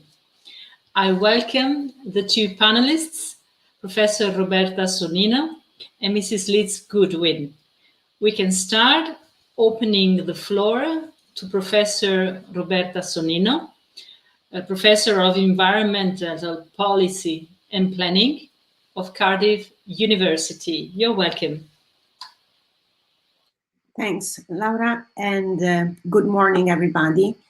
So I decided to focus my brief presentation this morning on this concept, which is becoming increasingly popular, the idea of food system transformation for a more sustainable future. I think the danger with these expressions, they're obviously very positive. They underline the urgency of actions that we need to implement, but at the same time, there's always a danger with fashionable expressions so that we lose sight of what exactly do we need to transform, why, and most importantly, how. So let me start by defining food system transformation the way in which it is defined in the scientific literature. This is a sort of synthesis of how it is seen by scientists as a process of fundamental change in the structural, functional, and relational aspects of the food system that leads to more equitable relationships and more benign patterns of interactions and outcomes. I think the key word in this definition is this idea of relationships. The target of food system transformation is indeed provided by sets of relationships. Next slide, please. The issue is that when we think about the relations between food system actors and activities, and we try to represent, as some colleagues have tried to do, you end up realizing what challenge we have in front of us, the complexity of the challenge at hand. Because food systems are very complex, but also convoluted entanglements of relations. And whereas some of these relations are visible, transparent, reciprocal, unfortunately, many others are not. They are hidden, hierarchical, and exclusionary. And there's no doubt in my mind that it's the latter types of relations that we should try to reconfigure if we really are serious about food system transformation. Next slide, please. So I like to define food system transformation in this context as essentially a process of democratization, a process that needs to blur the boundaries of accountability and power between the public sector, the private sector, and civil society. A process that aims ultimately at socio-ecological justice. And I will offer some insights into the practicalities of such a process to conclude my presentation with some initial thoughts about the role of food banks in all of this.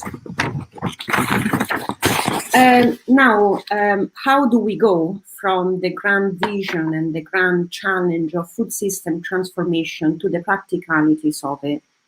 Well, I'd like to stress the importance for us all as practitioners, policymakers, researchers to be bold and courageous, adopt a normative stance, and define at the onset of the process what are the desired outcomes of this key transformation. For me, there are four pillars that we would need to keep in mind in this respect. We need actions and initiatives that bring together the social and the natural, and I will explain each one of them very briefly in the following slides. But so food system transformation is about recognizing the co-constitution of the social and the natural worlds. It's also about creating or strengthening the many positive flows and interactions that exist within but also between food systems. And here I'm referring to flows of ideas, people, resources, knowledge. Speaking of knowledge, food system transformation is very much about pluralism, making space for pluralism of knowledge, deconstruct, and this is something that I'm sure many people in the audience would know what I mean, but we need to really deconstruct these dominant narratives, Western, white, middle-class narratives, that often implicitly condemn the strategies through which the poor cope with their marginalization, and I'll come back to this point later on. Last but not least, another important objective of food system transformation is about connecting food with other public goods, addressing the connections, or perhaps I should say the lack of connections, between what and how we eat and wider sets of public goods, health, well-being, the environment, the welfare system. Some of the speakers that preceded me have already touched upon this. Next slide, please. So I'm working at the moment on these 4 ideas, and I'm trying to integrate them as I see them very closely interconnected into what I call the CLICK framework. The CLICK framework is simply a way of pointing in a direction of travel for transformative actions, which for me, as I said, should be aiming at 4 interrelated goals: the generation of co-benefits, the creation or strengthening of linkages, so this is the territorial dimension of food system transformation, and then of course social inclusion and connectivities. Let me explain what exactly do I mean with these 4 words and the CLICK framework. Next. The first letter of the CLICK framework is C, which stands for co-benefits. Co-benefits is a very popular expression in sustainability language. It means ensuring that activities that realize benefits in one sustainability dimension do not produce damage in other sustainability dimensions. So, for example, it is about recognizing that sustainability strategies that have very specific objectives, so they could be economic, social, or environmental objectives, may impact other parts of the food system or other interconnected systems in a positive or negative way. In the first case, when the interaction is positive, we generate co-benefits. When the interaction is negative, then we realize and trigger trade-offs. And obviously what we need to try and do is to maximize the synergies and minimize the trade-offs between sustainability dimensions. So, for instance, I'm trying to translate this into practice. We have this dominant narrative, unfortunately for me, that connects food system transformation in a very simplistic manner with increasing the production of food for the world population. That in itself is not a sustainable strategy that takes us in the direction where we want to go. So, but rather than dismissing it on its own, we simply need to ask ourselves whether technological solutions to increase food production also create development opportunities for people, employment, social benefits, access to healthy diets, and of course, how they relate with local biodiversity.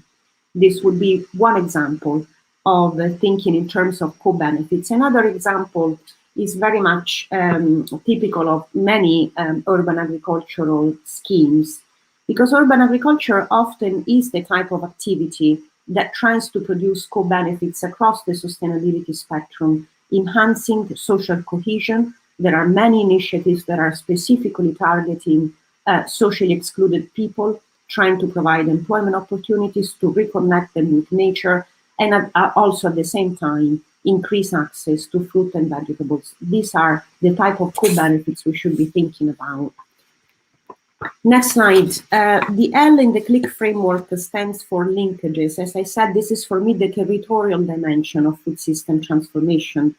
Thinking in terms of linkages means essentially to emphasize the network interdependencies between the city and the countryside and between inland and coastal areas at the same time. It means remembering that sustainable processes of transformation are never territorially exclusive. They don't try to privilege the priorities and needs, for example, of a city at the expenses of the countryside. Focusing on linkages can help us to see the rural as an integral part of the city and of its metabolism, and hence as a space that needs to be protected rather than exploited. What does it mean in practice to think in terms of linkages? Some ideas. For me, it means to focus on food distribution channels, as I'm writing in this slide, such as wholesale markets, farmers markets, box schemes, community-supported agriculture initiatives, those initiatives that create opportunities for positive interactions between food system actors and at the same time build on local biodiversity and enhance the availability, accessibility, and affordability of healthy and nutritious food for all citizens. And you may notice in this slide, I have italicized the word all because it creates a nice bridge with the next slide, which is about inclusion. We heard a lot about social inclusion from previous speakers, and obviously I imagine many people in this audience knowing exactly what social inclusion is about, given the role that food banks traditionally play in this regard. But I want to bring onto the plate another form of inclusion that I consider equally important, and it's inclusion in the sense of knowledge, in the sense of recognizing that sustainability transitions often have a deeply political nature. Sometimes they are framed in ways that question, as I said earlier on, the coping strategies of the poor. And one example here is the use of monolithic, universalistic notions of health and well-being to distinguish between good and bad food. If taken for granted, those notions can downplay the agency of minorities, of people on low income. They end up for condemning the processes and the strategies for coping with social exclusion. So let's pay attention at the way in which we frame transformative processes. And let us make sure that we are inclusive also in the sense of actively and meaningfully involving all actors in food system transformation, bringing together different types of knowledge. I'll come back to this in the last slide, and to create shared visions amongst all food system actors, including in particular those from the most deprived and vulnerable groups. Finally, the final C of the CLIC framework is about connectivities. It's about recognizing the very simple fact that hunger, like all forms of malnutrition and food insecurity, is never an isolated problem. It's always indicative of underlying socio-economic and environmental conditions that need to be addressed systemically, holistically. So for me, connectivities means engaging with the rigidities, divides, gaps that are hampering coordinated action for food system transformation, addressing the fragmentation of responsibilities across multiple departments, agencies, ministries, but also addressing the asymmetries of power, as I said earlier on, between food system actors, and the asymmetries of power, by the way, between different levels of governance, as well as, needless to say, the increasing corporate control exercised by agribusinesses and transnational corporations that are shaping food environments in very complicated ways, to go back to a point that somebody raised earlier on. So let us work to try and connect food with other complex systems and policy priorities in the governance arena: health, welfare, housing, transport. I'm sure people in the audience will have many examples in mind of how food banks can deliver the objectives of the CLIC framework. But in my last slide, I just want to offer a few insights. I think food banks need first and foremost to be empowered to become active agents of change. And I like to look or to envision food banks as active agents of change, especially in terms of overcoming the neoliberal tendencies to individualize hunger and to dampen the responsibility of hunger to a single individual and the solution of the problem to the civil society and the volunteers who do a fantastic job, but they're working necessarily more on the symptoms than on the causes of hunger. In my vision for food system transformation, food banks are community hubs that are closely connected with other progressive transformative initiatives going on at the local level, initiatives that try to improve the quality of the meals and to promote a more communal approach to the meal. I like to envision food banks as community sites where people can actually don't simply receive a parcel of food, but they could perhaps get together and cook and eat together as a form of building ties. And then my very last point, I think food banks also have a vital role to play in diversifying the knowledge base that we need for food system transformation. As I said, we need to be careful in the way in which we frame transformative processes. And being careful means integrating different types of knowledge. It's not just evidence-based knowledge that we need to ensure an inclusive transformative process. We also need to value experimental knowledge, embodied experience, and food banks have a lot to teach us all about those kind of knowledges. And again, the processes through which poor, deprived people, actually the strategies they put in action to feed themselves on a daily basis. Everyday forms of resistance. We need food banks to tell us about those everyday forms of resistance, to capture them, to share them, because for me, they are at the core of any process of democratization, especially in particular, as I said, food system transformation. And that's all from me today. Thank you very much. Back to you, Laura. Thank you. Thank you very much, Professor Sonnino. And now for your meaningful presentation, which is even more useful because I am introducing Mrs. Liz Goodwing, Senior Fellow Director of the World Resource Institute. And with her, I would like to invite Mrs. Goodwin to react to your presentation, mainly starting from your initial assumption, which is the food system transformation is a process of democratization. So I would like to ask you 3 questions just to start. And the first one, Mrs. Goodwin, is this one. What's your view on the need for the food systems transformation and the role that food waste plays in it? And I welcome you. Thank you. Thank you, Laura, and thank you very much for the invitation to be here today. And thank you to everybody who's out there watching this and for all you're doing, because I know that last year in particular has been very tough on everybody. Think about your question. I mean, yes, food system, there's increasing agreement that the food system that we currently have is not sustainable. We know, and it's been mentioned several times this morning, about the amount of food that's wasted and lost, around 1/3 of all food. It costs the global economy $1 trillion every year. It represents 8% of greenhouse gas emissions.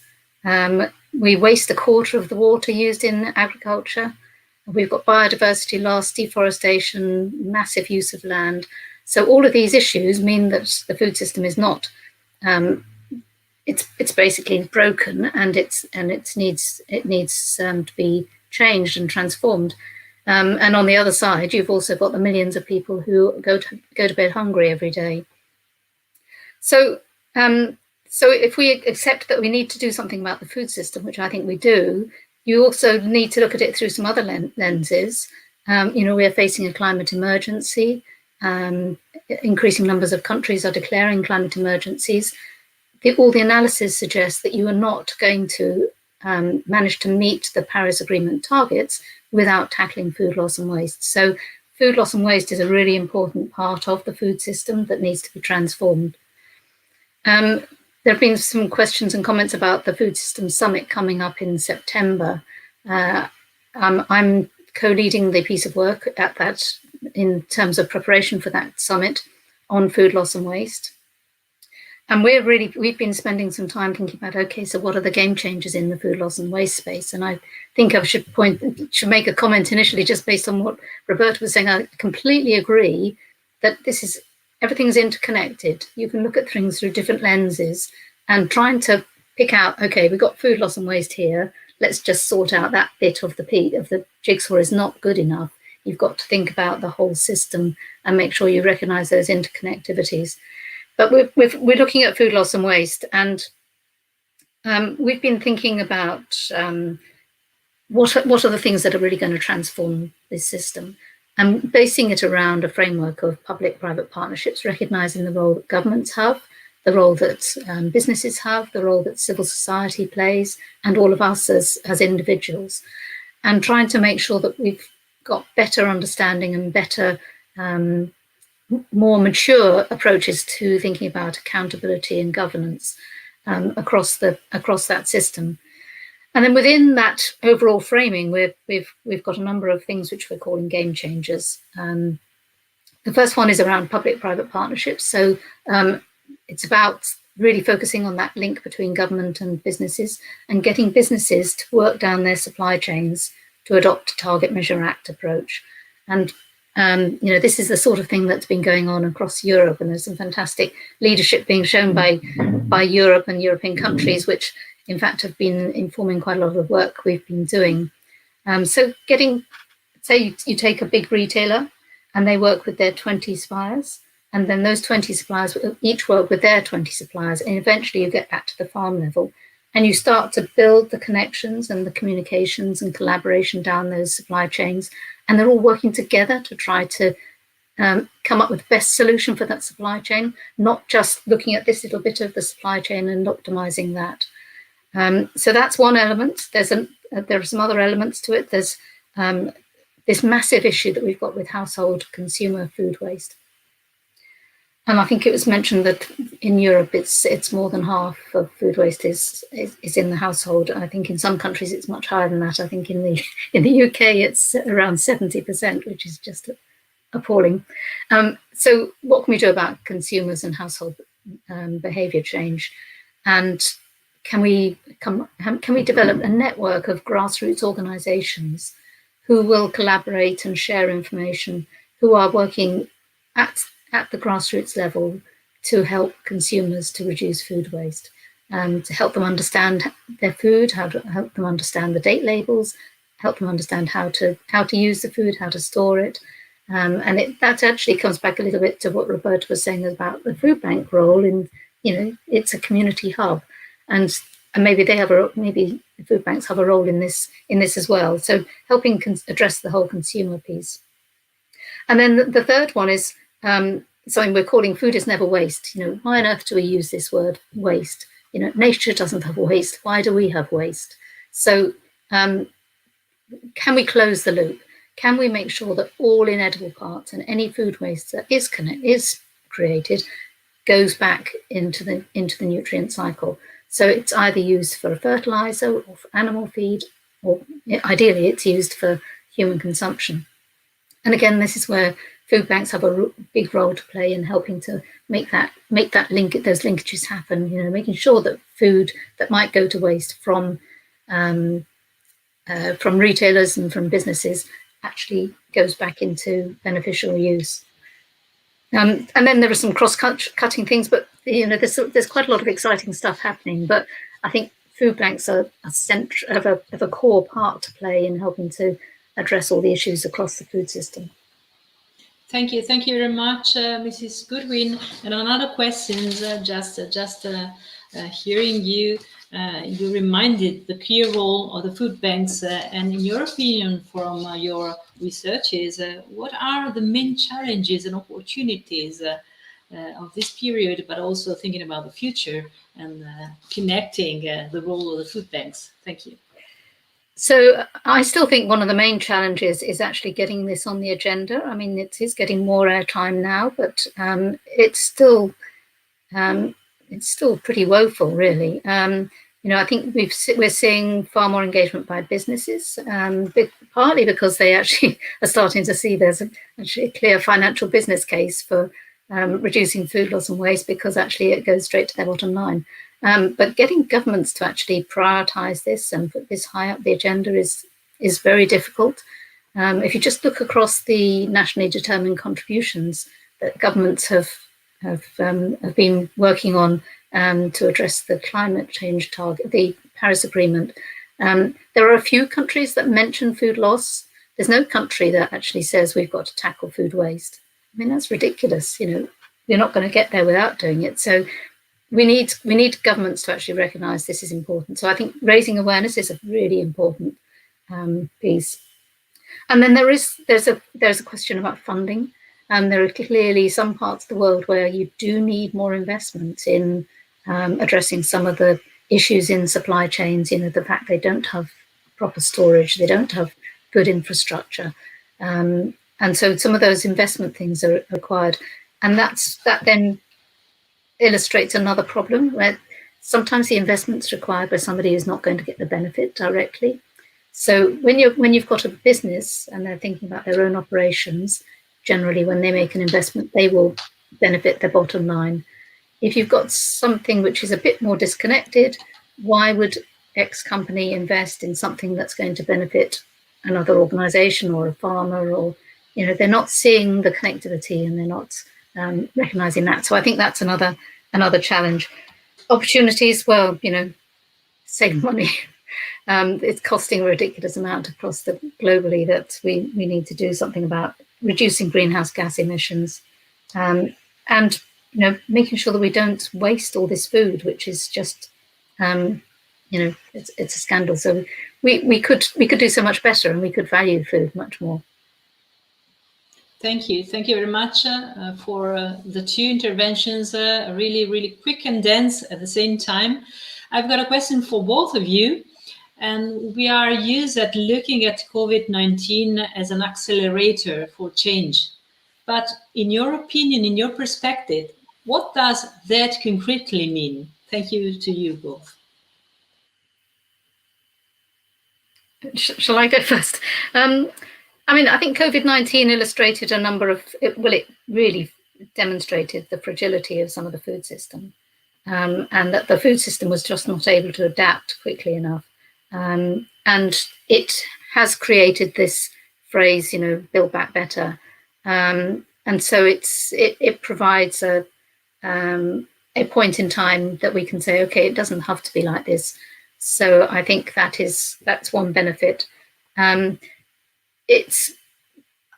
think also it has brought the role of food banks to the fore. People are far more aware of food banks because there's been such a massive growth in food banks being used globally.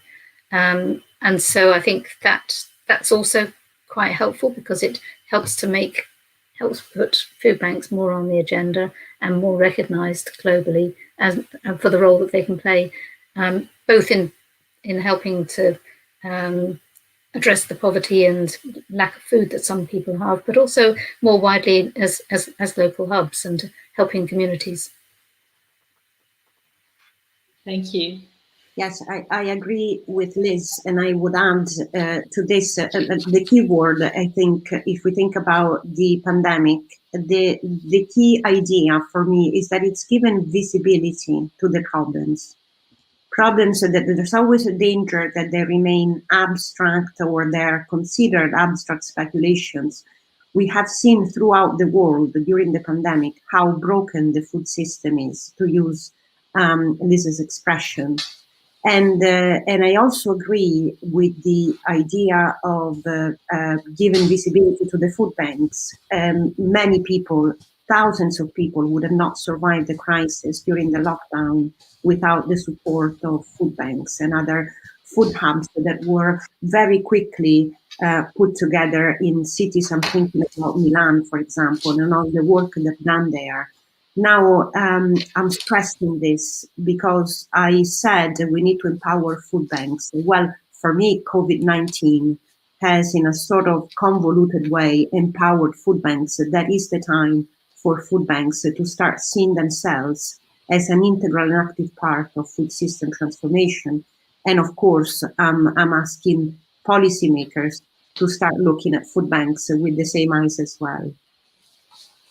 Thank you for your two reactions, which provide value added to the discussion for sure. I thank you very much also for this intervention, this second panel, which provided us the research and academic perspective and also meaningful insights on how to close the loop and taking into account also the key role both of the food banks but also of the citizens, together with the governments and the policymakers, of course. And by the way, we are at the right point to show you some anticipations about the design graphics about the interventions of the two panels. These designs are provided by Marielle. And can we look at it, please? I ask her to the staff if we can have a glimpse of that.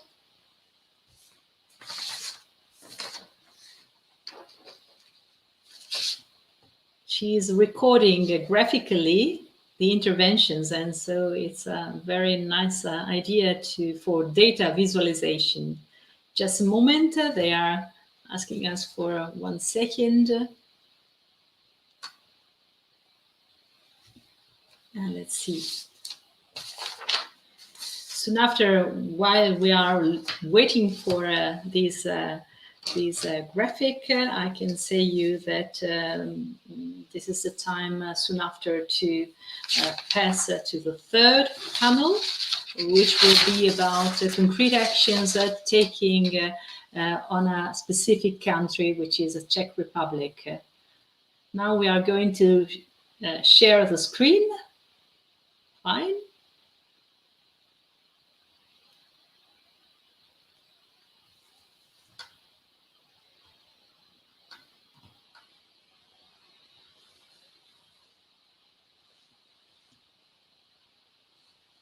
It's coming, nice.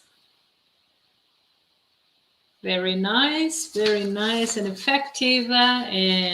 So many inputs are coming for you, your panelists, but also from the questions of the participants who we want to thank warmly for their participation.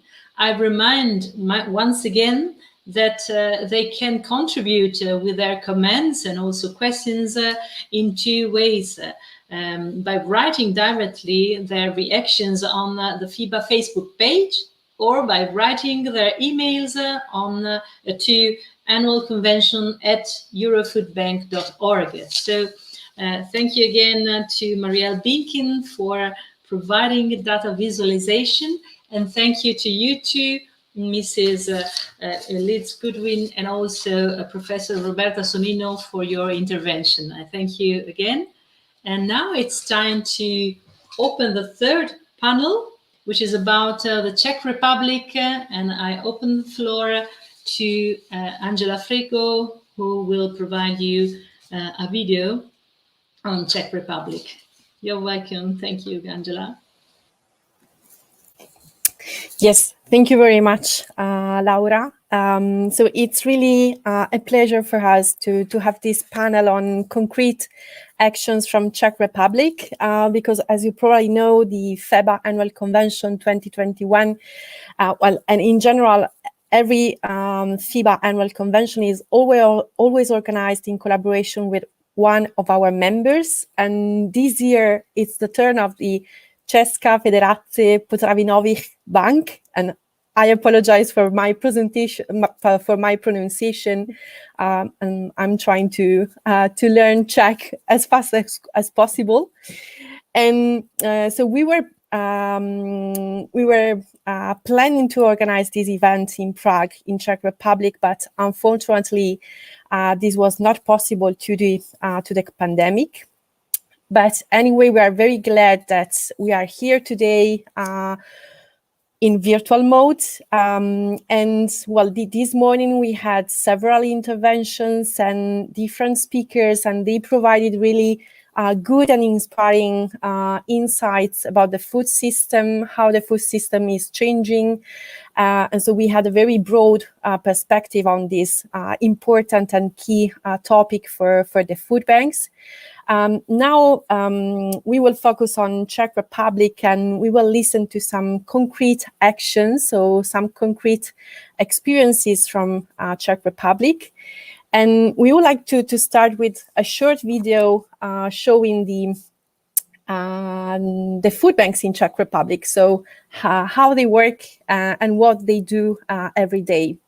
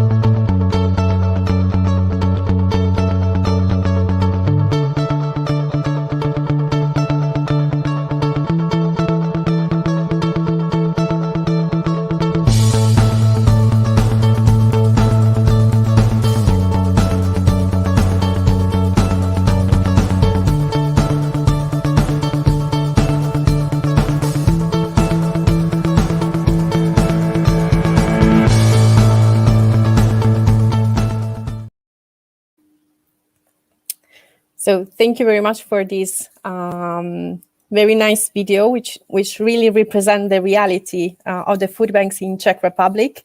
And now I would like to give the floor to Veronika Lachova from the Česka Federace Potravinovych Bank.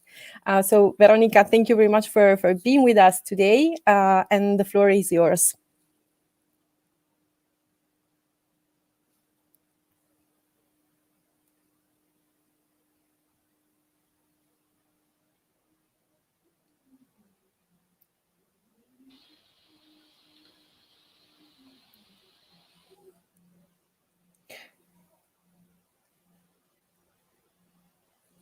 Sorry, Veronika, sorry if I interrupt you. You are muted, so if you can... Oh, wow, I'm sorry. So, no problem. I'm so sorry. Yeah, it's like that. It happens sometimes. Thank you, Angela. I'm sorry to everybody. And okay, once more I start. I want to welcome you in our space of the Czech Republic Food Banks. We are a small country in the middle of Europe, if you know that. And it's necessary for your enjoying the next presentation and our guests to introduce you shortly through our history of progress in last year. Our increase in Czech Republic, maybe you know, was full of luck. Good luck and good people and supporters, which became in some months and years partners and friends. This partnership is crucial for us. At the year 2016, when I founded one of the regional food banks, it was only 1,300 tons of food we recovered, and we distributed to 350 organizations around the country. Now, at the end of 2020, after 4 years, we manage over 7,000 tons of food. That's almost 7,000 more than before, 6,000 more than before 4 years. And we manage it to over 1,000 organizations. We have a net of food banks cooperating and supporting together. Our net is so functional that we were asked, for example, to provide protection equipment for people in need, which is actually not connected with food, but it's connected with help and with support and with partnership.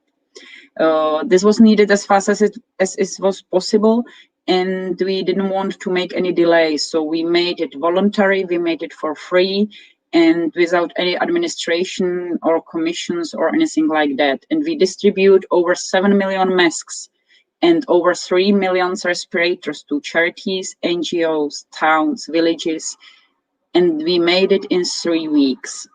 I know that it's not about the food, but it's something what represents for us partnership with authorities, with supporters, and with people, because people needed us and we were there for help them. These actions were possible mostly thanks to our supporters and partners. Through these last 4 years, we had to make a lot of concessions, step forwards, step backs, but we finally always wanted together to fight against the waste of food and against the hunger. Accordance and respect to each other missions was with our partnership the clue to the most important partnerships and relationships. For today, I invited 3 guests to tell you how we are cooperating and how the food banks, how can be food banks supported from many sides. My first guest is from the Ministry of Agriculture.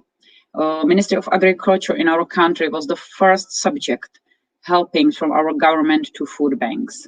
This ministry is the key partner for recovery food from supermarkets, which makes over 80% of our food income. The second guest is from Naděje. Naděje is the Czech word, and in English it means hope.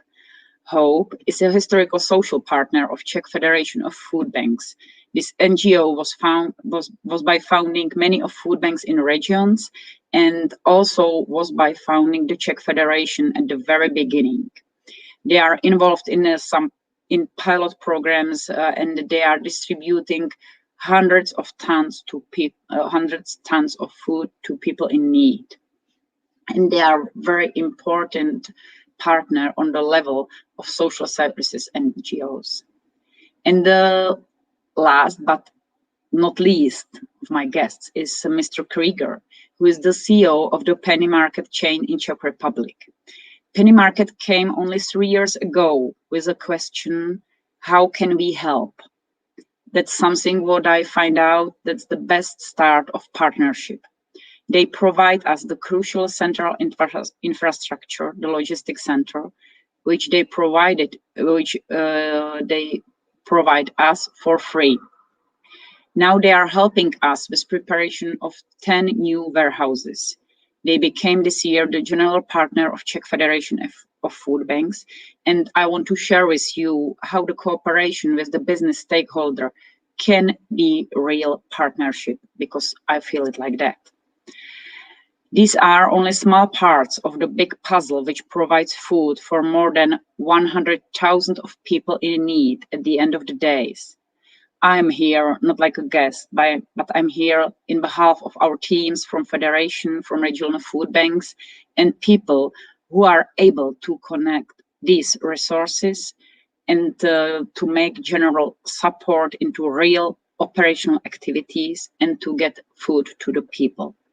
So I'm very happy that you can be here and you can share with me all these ways we went, and to see how our partnership is working, because I feel that we make a huge progress in last years, and we want to inspire and we want to show you how we do it, and I hope that you will enjoy. So Angela, can I ask you for moderating now? Thank you. Yes, thank you very much, Veronica. So, well, it's really a pleasure and an honor for me to give the floor to Hinedrich Fialka, who is Deputy Minister of Agriculture in Czech Republic. So thank you very much for being with us today, and the floor is yours. Thank you. Thank you for the floor, and good afternoon to everybody, distinguished Madam Secretary General, dear colleagues, ladies and gentlemen. It's a great honor and privilege for me to be with you today and share our experiences in this very important area, I think. I'm personally very grateful for your kind invitation to your annual convention meeting. I've followed some presentations by colleagues early this day, and this is a fantastic platform for changing views and experiences, I have to say. Let me start with appreciation of all efforts and fantastic work made by European Federation of Banks and its national member associations. This really helps us as governments to improve our policies, how to implement sustainable agriculture and food systems as well. We live in a world where 9% of human population still face hunger every day, so consequently they suffer malnutrition, illnesses, diseases, and their situation is more and more negatively influenced by current COVID pandemic as well as local conflicts, unfortunately. At the same time, we see enormous food waste, shortage of potable water, and limited access to agricultural land. In the Czech Republic, we feel strongly committed to change the situation, and my ministry is not only setting agriculture policy, but our main mission is to help people, and I'm very glad to cooperate with food banks, with fantastic colleagues in the Czech Republic. And we actively support all global activities under the United Nations umbrella, namely under the Sustainable Development Goals, by implementing their targets and activities. And at the same time, we support all relevant activities at national level as well. And I'm very glad to present some concrete examples now today. Please, next slide.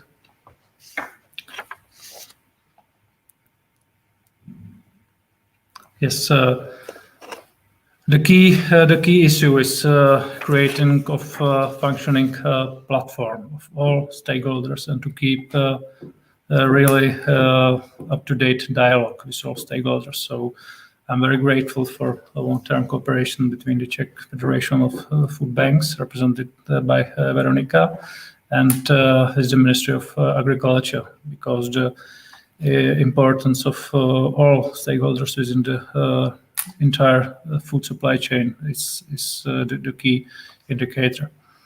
Of course, food waste and reduction of food waste is the SDG number 2 and 12. So I've already mentioned this effort, and this is a really big problem related to productive, let's say, capacity of our planet, and is the perception of our consumers as well. We are very glad to promote cooperation in preparatory of subsidy program. We started this program in 2016, and the next slide, please. You can see the development of this situation. If you can see the last row in euros, from 2016, we provided more than 12 million euros to national food banks associations for investment support and as well for non-investment support to enable them to store and to distribute collected food to final recipients. Next slide, please. Since 1st of January 2018, the Nation of Safe Foods don't completely fulfill the requirements of food law. I have to say, just the issue of labeling and quality. You have, for example, can with meat, and there is another kind of meat that is declared on the label. So the food safety is the first issue. So the system doesn't allow to provide further via the food chain unsafe food. I have to mention. And we have created even the National Food Act amendment, under which there is obligation for shops above 400 square meters per selling area to donate to food banks. So we have a specific legislation in the EU, I have to say, and our national court, let's say, confirmed this public interest is the first place. So we are very glad for this piece of legislation, and we of course are trying to improve the situation in education of our people, starting with programs at schools for children above 6 years. So I will be mentioning later on as well. And in a close cooperation, we prepared a joint methodology how to implement all these donations and the system under a very, very safe way, because I have to mention again, the food safety issue is absolutely a priority in entire system in the Czech Republic. So, and we of course cooperate not only with the Federation of Food Banks, but via the institutions as well, with Ministry of Finance, Ministry of Environment, and retailers, of course, and many other subjects. We have a national platform for this, but for me, the results are the key. Next slide, please. Yes, here you can see the mentioning of the table presented before. For me, the key is the final fact that 85% of food banks activities are supported by our ministry. Of course, we are trying to enhance another stakeholders to provide another support, and I have to say we are on a good way. And I choose this picture. This is the situation. Of course, we are trying to educate our citizens not to buy more, but try to buy adequately, let's say. And we have national level a great discussion about use by date and so on. So about food packages, about plastic packaging in the COVID-19 pandemic, and of course in relation to the environment and all these aspects. Next slide, please. Here you can see the trends of collected food in the Czech Republic. Veronika Lachova already mentioned this, and you can see the enormous progress. I have to say we are supporting National Collection Days, which is nowadays presented twice a year, if I'm not mistaken, and this helps a lot to increase the number of collected food. And the key issue is that the food is distributed very efficiently to final recipients. Next slide, please.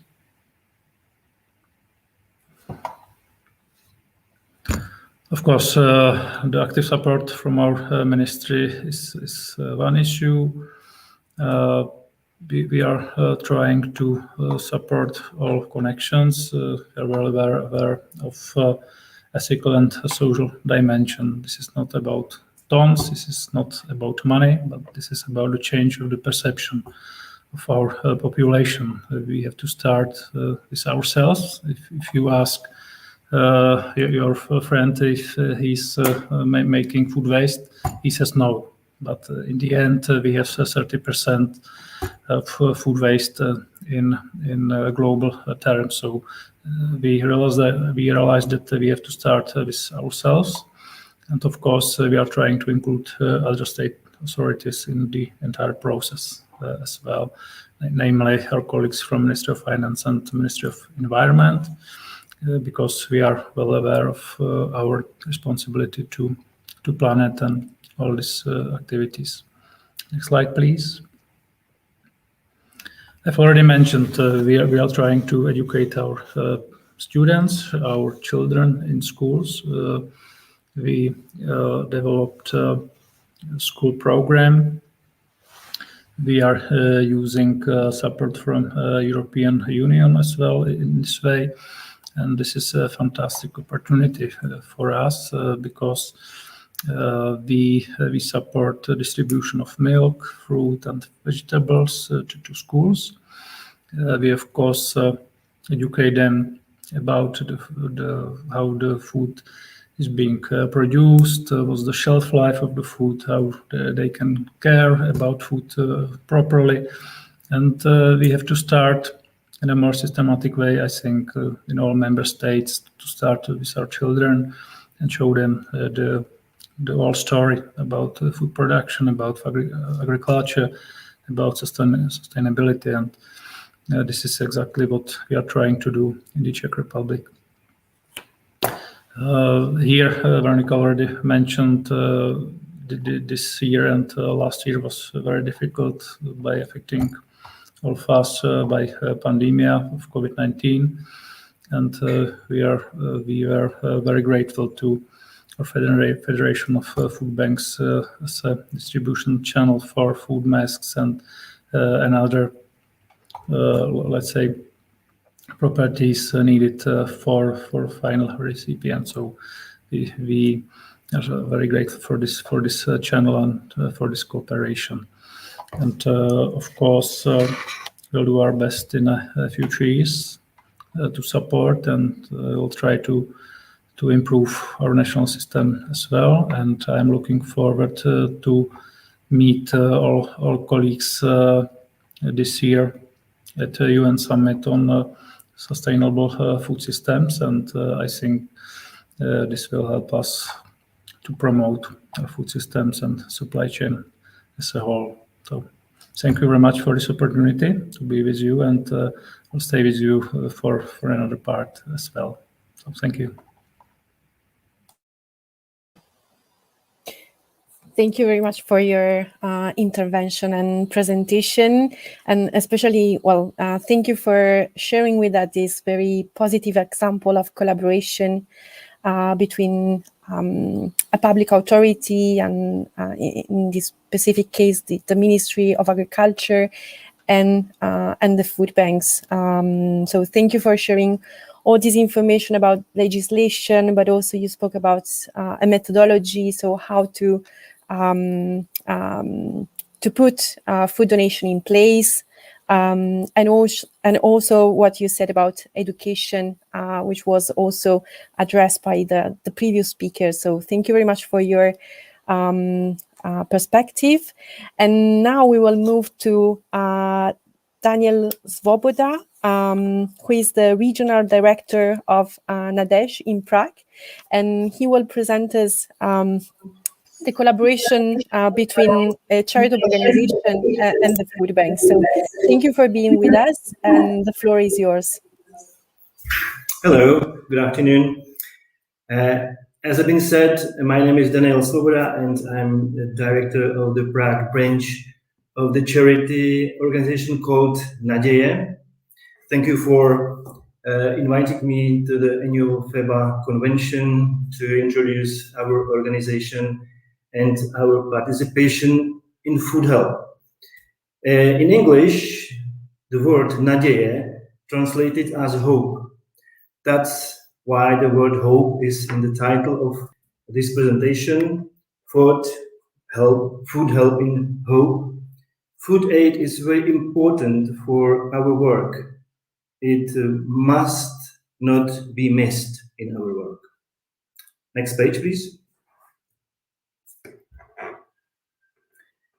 Naděje, Hope is a non-government organization. We function in Prague, but also in another 24 cities and towns in Czech Republic. We started very soon after the Velvet Revolution and the fall of communism in 1989. So that's 31 years ago. Today we have nearly 800 employees and we take care of 2,000 people in need per day. And our mission is to create strong function network of hope. Next, please. We support elderly people by making it possible for them to spend their old age in homes for elderly people. We support mentally handicapped people and people with other serious health problems. Naděje help them participate in normal life regardless of their troublesome situation. In our clubs, we support children and young people who live on the edge of society. We help them with school and also help them have some quality free time. And Naděje also look after economical, very disadvantaged families. Naděje is a Christian organization, but we are not directly connected by any church. We are open to all people, regardless of religion, any personal ideology or orientation. Next, please. Last but not least, we look after homeless people. That's the main task in Prague. In Prague, we help on average 2,500 people without homes a year. Next, please.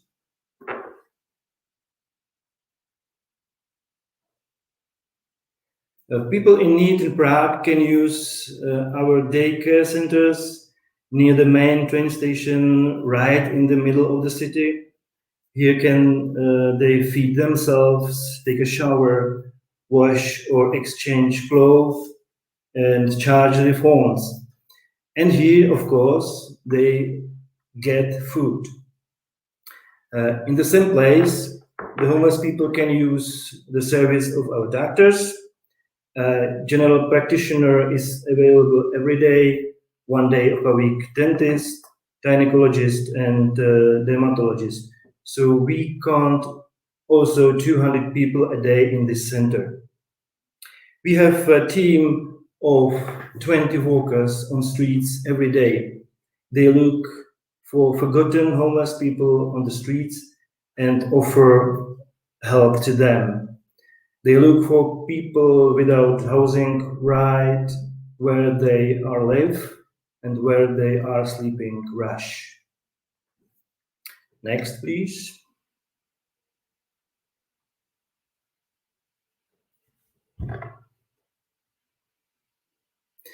In Prague, we operate 5 overnight care hostels and 2 dormitories.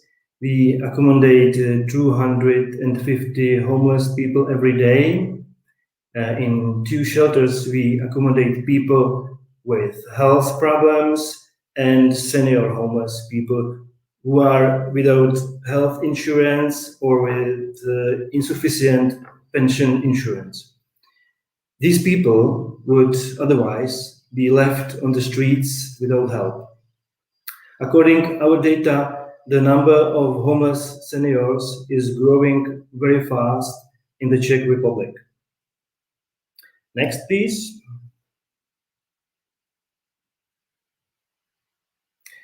As Veronica said, Naděje is a long-term partner of the Czech Federation of Food Banks. I think we have been working together since the beginning. On the slide, you can see the names of the cities where we cooperate with food banks in Czech Republic. That list isn't complete. I think we daily cooperate in 25 cities in Czech Republic. Next, please.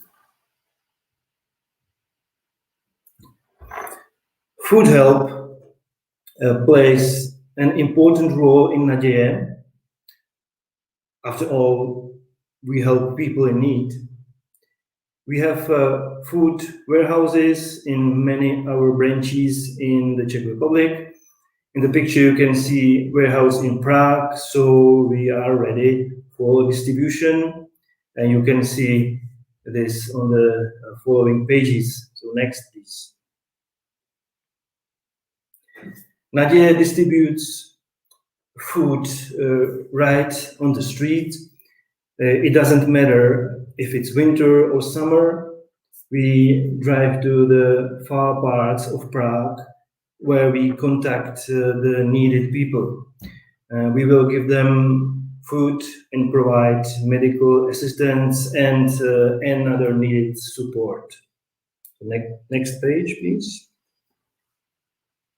Naděje distributes food also to the people who are accommodated in shelters and dormitories. These people can prepare their own meals from foods supplied by food banks. We can give the food to the 250 women and men who every day live in our houses for homeless people. Next page, please. Yes, we also don't forget these. Back, please. One more.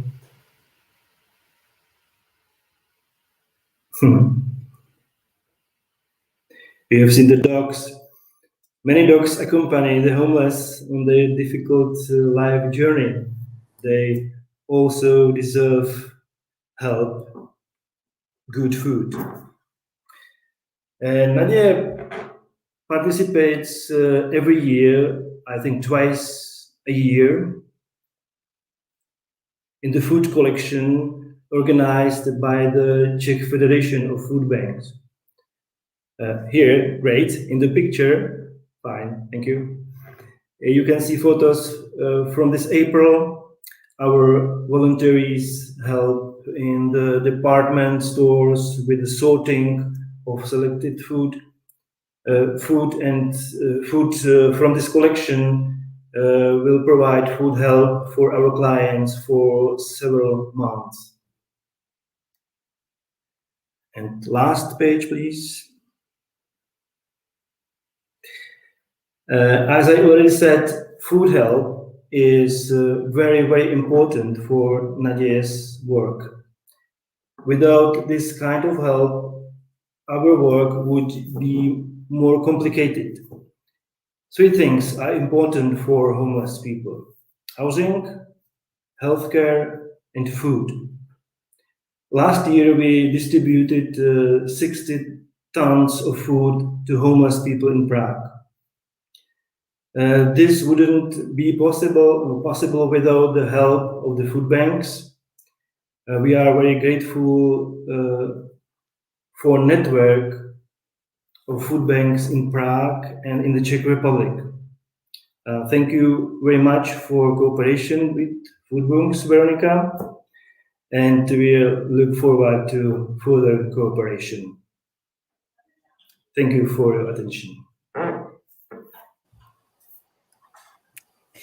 Thank you very much, Daniel, for your presentation. This morning, in his opening remarks, our president mentioned the miracle of circular economy and also social inclusion. And now you mention, well, thanks to the name of your organization, you mentioned hope. I want to thank you because thanks to your daily activity, you give hope and you share hope with those who are in need. So it's really a concrete response to the needs of many people in Czech Republic. So thank you very much for what you are doing, and thank you for collaborating with the food banks in Czech Republic. And now it's really a pleasure to welcome Mr. Jens Krieger, who is the CEO of Penny Czech Republic. So, well, as European Food Banks Federation, we collaborate with Penny International, and we are very glad to have this partnership in place, because we know that Penny is really committed to to prevent food waste, but also to support and to support and contribute to food insecurity in Europe. And I know that the collaboration between Penny Czech Republic and the food banks in Czech Republic is very good. And there is a lot of commitment from both parties. So it's really a pleasure for me to give you the floor. And we are looking forward to hearing this good example of collaboration. Thank you. Yeah, thank you, Mrs. Frigo. Hopefully you can see and hear me, because we just joined to your conference, and therefore we can see the presentation fine. Yeah, yes. Thanks a lot for the invitation, Mrs. Frigo and Mrs. Lachova. It's a great honor and pleasure to introduce our cooperation. Perhaps some of this you already heard and you introduced. We want to give you in the next 15 minutes a short overview what we did in the last 4 years, because you, Mrs. Frigo, also participated in the inauguration of the warehouse 3 years ago. So first of all, a short introduction. My name is Jens Krieger. I'm here now for 3 years in Czech Republic, 20 years in the retail business, and 12 years for the Rewe Group and Penny Market. And the Rewe Group, the next slide, please, is one of the biggest employer in Europe. Perhaps you know this. We have 15,000 stores or agencies for traveling, and approximately 360,000 employees. And we are operating in 22 countries. In the Czech Republic, we have 2 branches, the Billa company, supermarkets, and we as a discount. You see this on the next chart. Internationally, we have 1,500 stores, and last year our turnover was 5.5 billion. And from the history and also personally, I was always supporting the food banks in Germany, Lebensmittelbanken. And as you know, Rewe was one of the founder and one of the first ones and one of the biggest, with donations every year, especially in Europe, but also in the Czech Republic. And when we go to the next slide, you see what we are doing in the Czech Republic. In all countries, we act locally, and especially in the Czech Republic, we have now approximately 400 stores, and therefore we are almost in every city. And because of this, we thought even 10 years ago that we have to do a lot of things and to also work in the environment and in the surroundings of our stores. And it's not only a sentence, we really did it. And you can read it here: as a responsible neighbor, and we are a responsible neighbor in 400 cities and small towns. We are part of the community, and we want to be part of the community. Although we are a German company, but we are perceived from a lot of Czech people as an international or even a Czech company. And therefore, we said one of our main pillars is the sustainability. And when we go to the next chart, you see our approach in the sustainability. We have 4 pillars. On the one hand, green products. On the other hand, the employees. Then environment and energy. And the topic we are talking about is social engagement. And the social engagement should be hand in hand with the food banks, because, you know, we have leftovers, and instead of to have write-offs, we can donate and give this to other parties, especially now, who need this. And on the next chart, you see what we did in the first cooperation. we said that we also want to be part of the collection of the food collection, which is twice a year. And we started with 20 tons in 17, then 45 tons in 18, and before COVID, it was 60 tons. And you know this, you heard this also from the colleague before. The customer can give this and donate it, and then we pass it over to your corporation, to your food bank. And together with Mrs. Lachova, there was then the next step, which we see on the next slide. 4 years ago, we asked, how can we help further? And here you see the real pictures, how it was 4 years ago. It was with my former colleague, Mr. Larsen, who did this initiative. And it is clear that it might be a lack of circumstances and also the lack of rooms. And therefore, we thought that we can rent a warehouse for you. And this really we did. And as I said before, Mrs. Frigo, on the next chart, you are also visible because you did with Mr. Baudisch, head of our quality department, and our former CFO, who is now working in Austria, Mr. Pefek, the inauguration in Modletice. And since then, you're working and operating from this area in Modletice in the surrounding of Prague. And on the next slide, you see how it looks like. It's an entrance, and the warehouse can help up to 700 tons of food, which is a lot. And this we established then in the years after, in 2018. And in 2018, when we go on, we also, since then, we are also delivering food from the stores, leftovers, to your corporation. And you see this on the next chart. From July 2018, the penny stores are now involved, and they are now delivering to the needy people, such as single mothers, as low-income families and children's homes. And we know this since the pandemic, since the start of Corona, it's even more important to give these donations. What we also established a year later in 2019, and this we will see on the next chart, that we said it's important to give leftovers, overstock, but also to discuss with the people how we can avoid food waste. And we have one testimonial, a young cook, Martin Skoda, and it's interesting, if you click on our homepage, you see how we can use these food and do it with recipes. It's quite interesting, and also the people love it. And it's one of our pillars when we talk about sustainability and food waste.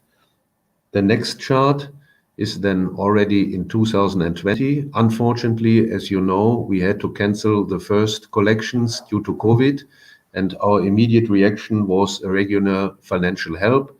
We gave exactly last year, 2.5 million Czech crowns, and then in autumn again, 4 million Czech crowns. And the key role of the warehouse was still ongoing, even more important during the COVID times, which we see on the next chart.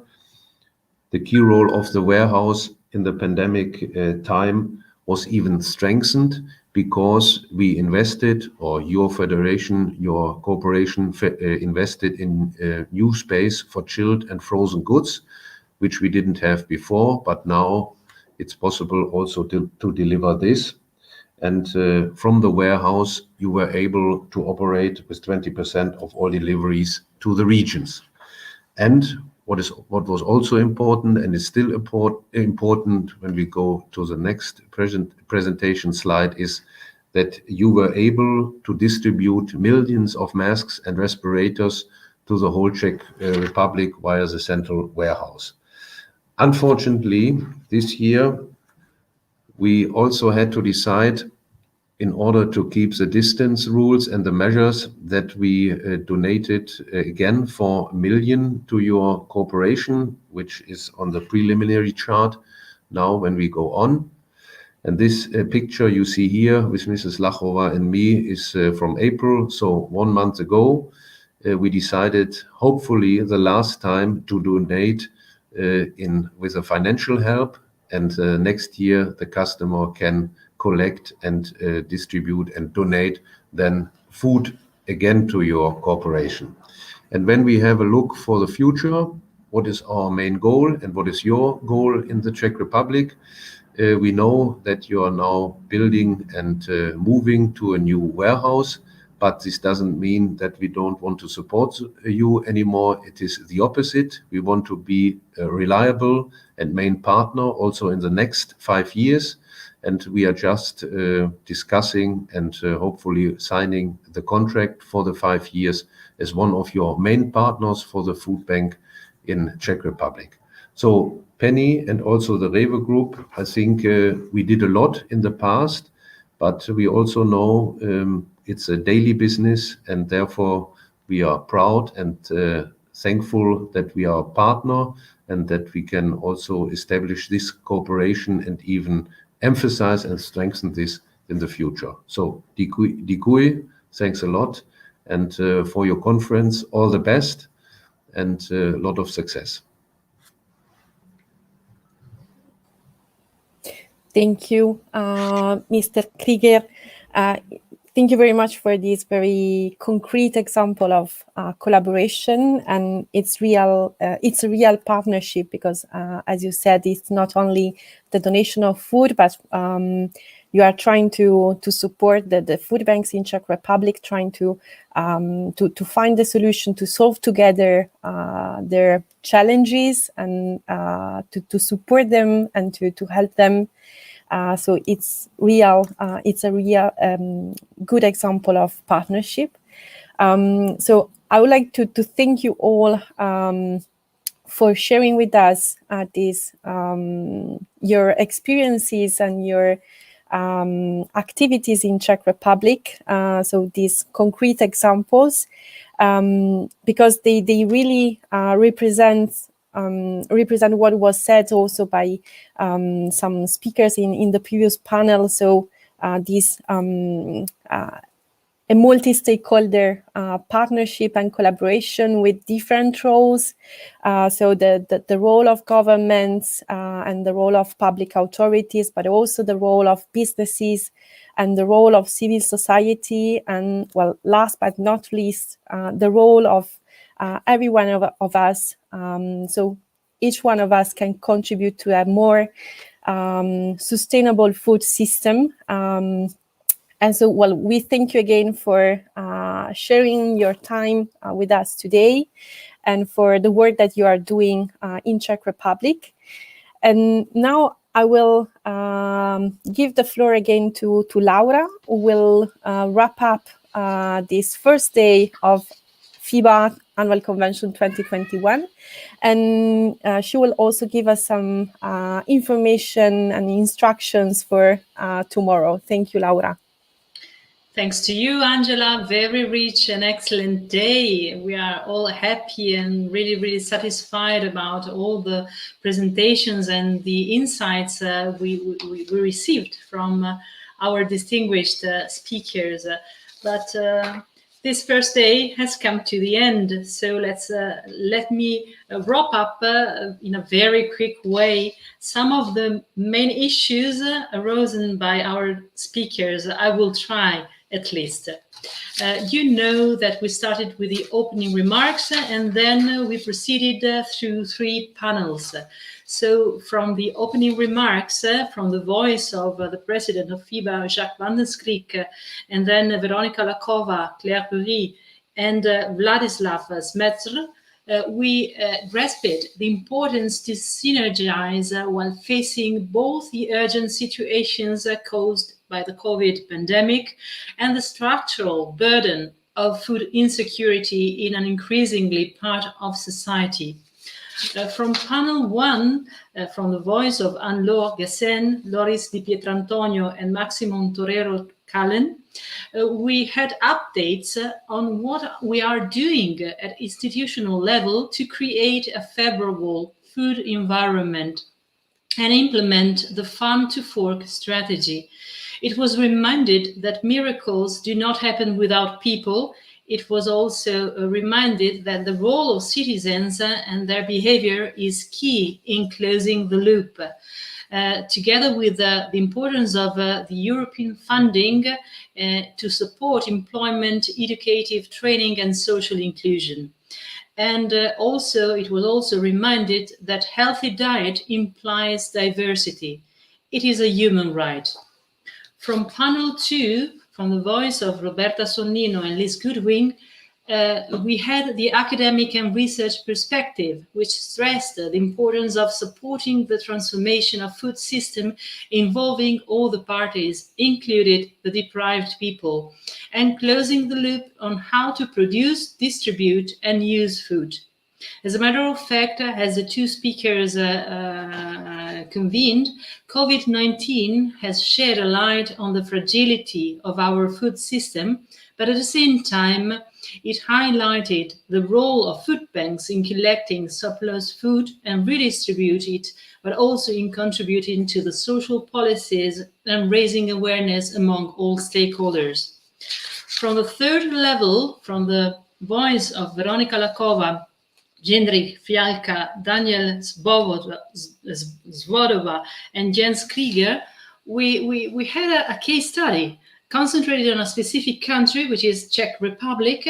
And in this insightful panel, we had demonstrations on how it is possible to cooperate in a synergic way, also together with the private sector, for example, through the experience of Penny Market, in meeting different needs of the population. First of all, the needs of fighting against food insecurity, but also needs related to housing and medical support. So we had plenty of contributions and inspiring inputs, which for sure will contribute to the discussion, and also to day number 2. And as for day number 2, tomorrow, I remind to FEBA members and also to the invited external guests that tomorrow morning we are going to meet for the creativity workshops and the working tables at scheduled times. You should have received full information and the link to join the right rooms. And as for the plenary session, we invite all the participants to join the conference at 2:30 p.m., of course. I thank you very much. Thank you to all speakers. I wish a nice afternoon. See you tomorrow. Thank you.